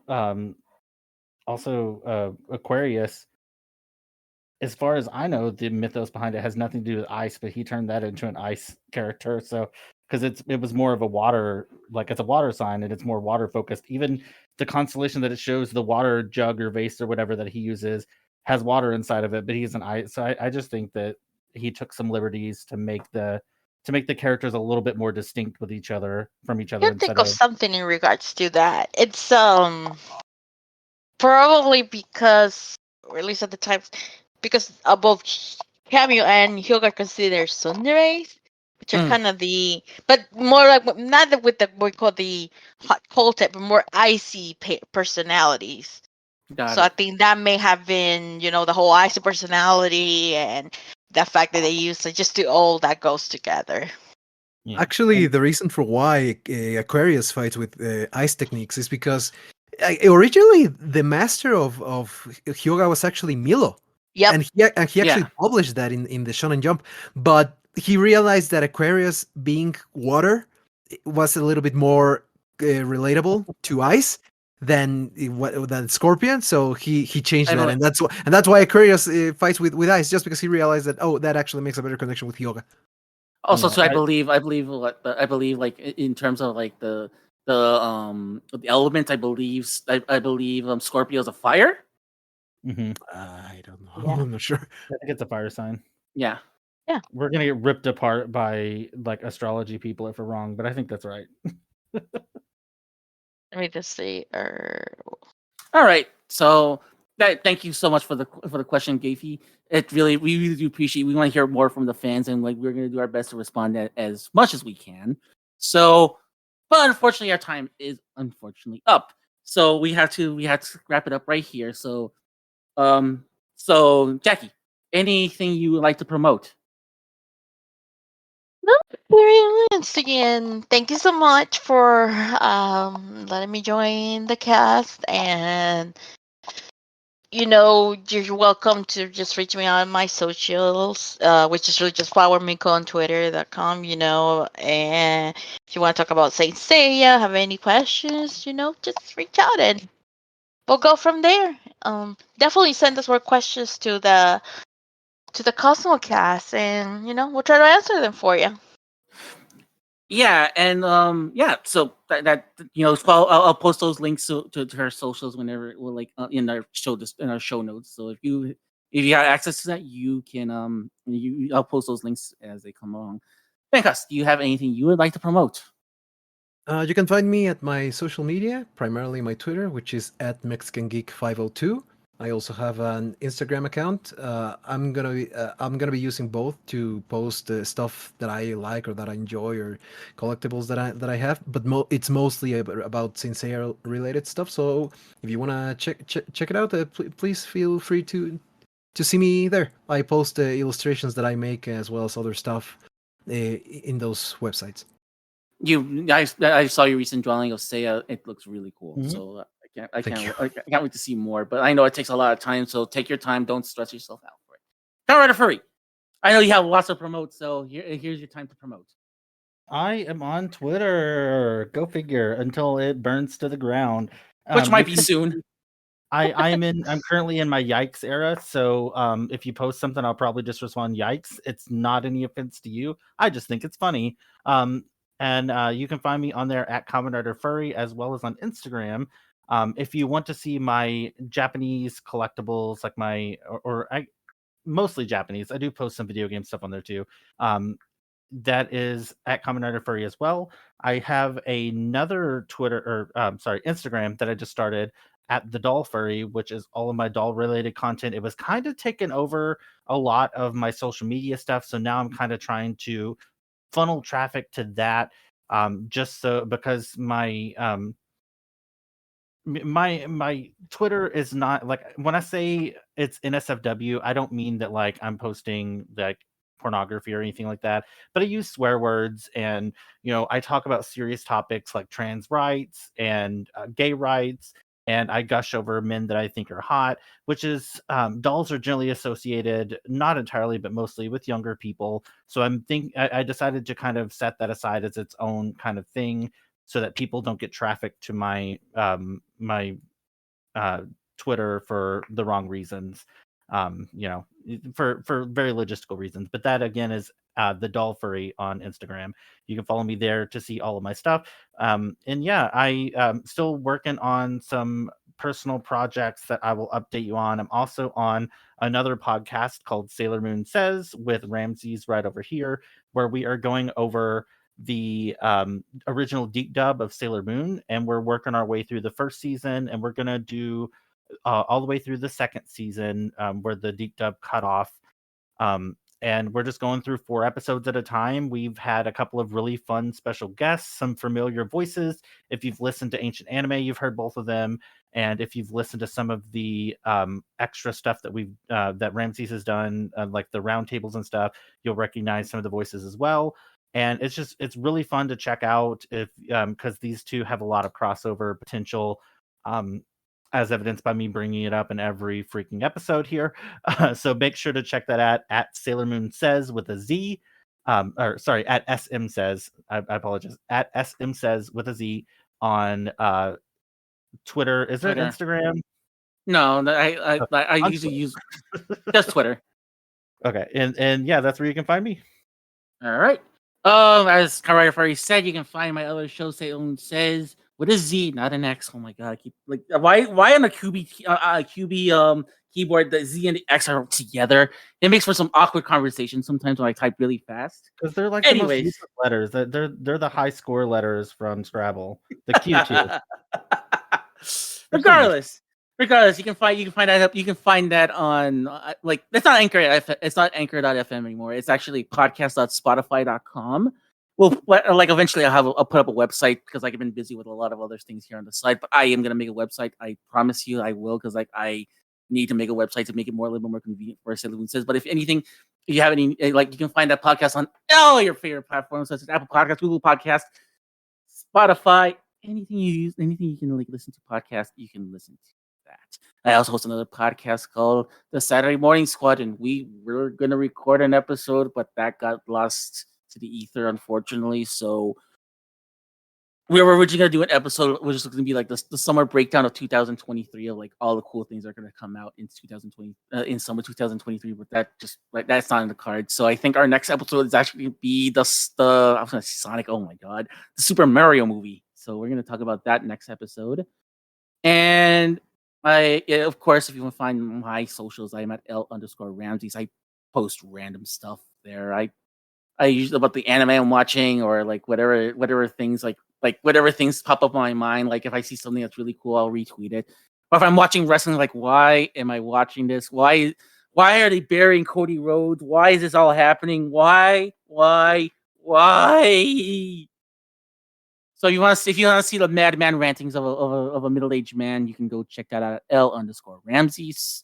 I also have an Instagram which is L.Ramses.8384. I'll post it should be on the show notes. But I also like that's mainly where I just post like toys. If I want to show off toys, I'll be like, hey, check out this cool toy I got. Or check out this thing I got. Or check out that thing. Or I'm over here. What's up with you guys? You know, FOMO.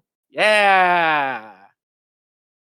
And you know, if you're so inclined, you know, we have various ways you can listen to this podcast. You can listen to this podcast on Google Podcasts, Apple Podcasts, Spotify, Anchor. Well, Anchor is Spotify now, so you can find it on Amazon Podcasts. You can find it on Audible. You can find this podcast on pretty much all major podcasting feeds, like where you listen to. If not, you can listen to the podcast over on our website, www.scosmocast.com. Again, the address is scosmocast.com. And we also got a YouTube channel where we post these episodes as well, because like I figured there's a strong contingency that are checking the show on YouTube. So you can find that out at youtube.com at Ramses Project. Again, the address is at youtube.com at Ramses Project. So, with all that said, folks, thank you so much for listening. For Jackie, for Kamen Furry, and for Benjas, I'm Ramses, and I'm here to tell you to keep burning that cosmos, ladies and gentlemen. I will see you next episode. Bye. Bye-bye. Bye-bye.